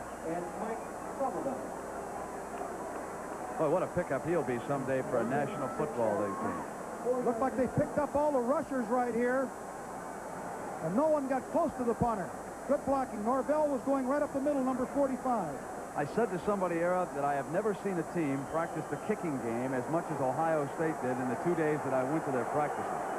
They have stressed it over and over and over, and it has turned out so well for them here this afternoon. Now Long, with time running out, throws incomplete. He wanted Helverson again. Sullivan had dropped back, and so had Chris Spielman on pass coverage.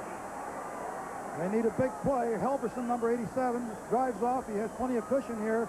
As Rogan drops off, he doesn't want to give him anything cheap, but he does recover well. Ball's thrown wide of him.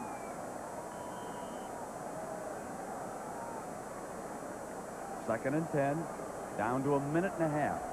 Those 3 interceptions came in the first half, and they proved so critical as far as this game was concerned.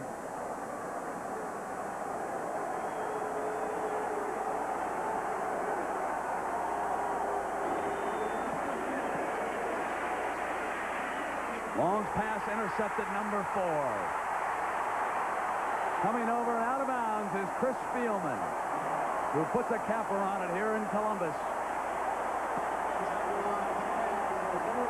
The Hawkeyes are unbeaten no longer. Well, you got to take your hat off to that Ohio State defense. That was the key in this ball game. You can see Hayden Fry really upset. He was wide open. He said somebody was wide open. Threw to the wrong man, apparently. Watch Spielman, number 36. Long has plenty of time. Throws the ball right at us practically. And you see Spielman right there. He was trying to hit Bobby Smith, number 1. And Spielman comes up with the play. What a defensive performance the Buckeyes have put on here. This is the football team that gave Purdue and Everett 500 yards. Everybody thought that they were not a very good defensive team. Pretty good offensive team, but boy, what a performance this has been by their defense.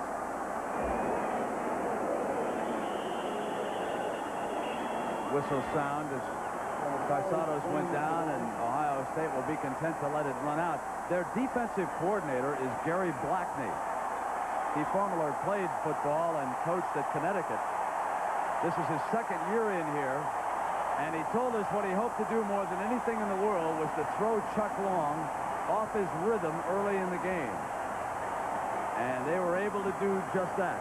And the Buckeyes have won their 20th straight game in Columbus. You remember at the top of the day when Hayden Fry said he walked his team around to pay honor to all those who have been buried here? Well, there's one more burial going on in Columbus right now.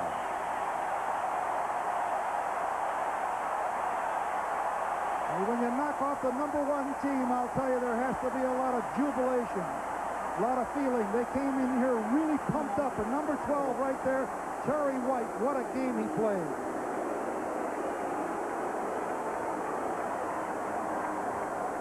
So the celebration is underway in Columbus. We've got 30 minutes on the clock, and we'll be right back.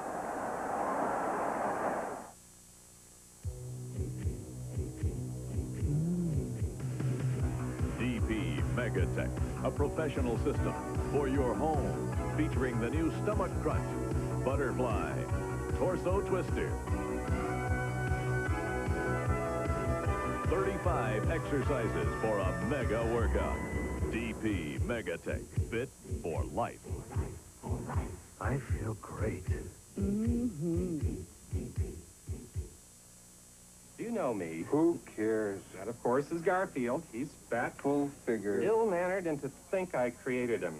But sometimes when I travel without the tubby-tabby, people don't know my name, so I carry the American Express card, and wherever I go, folks treat me like a fat cat. Fat chance.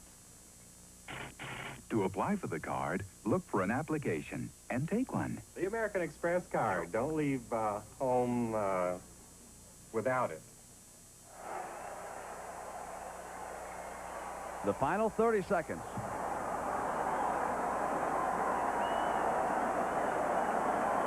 Now, here's how the standings will look tomorrow morning when you pick up your morning paper and read about this one. Ohio State and Iowa will be tied at the top, but remember the Buckeyes have beaten Iowa. So in head-to-head, that is a major consideration when they pick the Rose Bowl team here. And, of course, Illinois not only eligible for the Rose Bowl, but all bowl games at the end of the season. They tied Michigan this afternoon at 3. And the faces will tell you the story of this afternoon. Ladies and gentlemen, we need your cooperation for the safety of all consumers. Please. The final seconds tick away in Columbus. Ohio State has done it again. And Iowa must regroup next week. They were number 1 for 5 straight weeks. And they have finally fallen. And the Buckeyes come up a winner.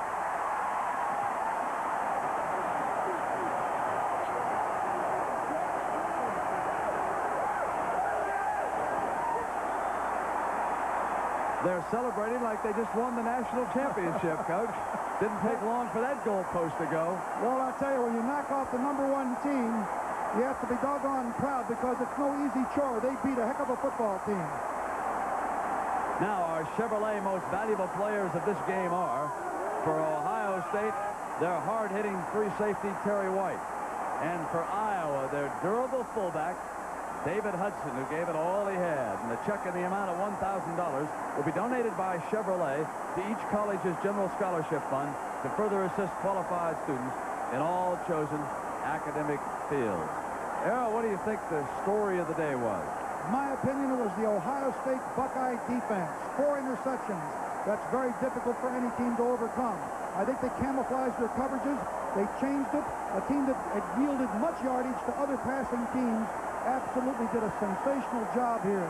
In particular, Terry White, who has won the Chevrolet Award, was outstanding along with the rest of the Buckeyes. They played an outstanding football game.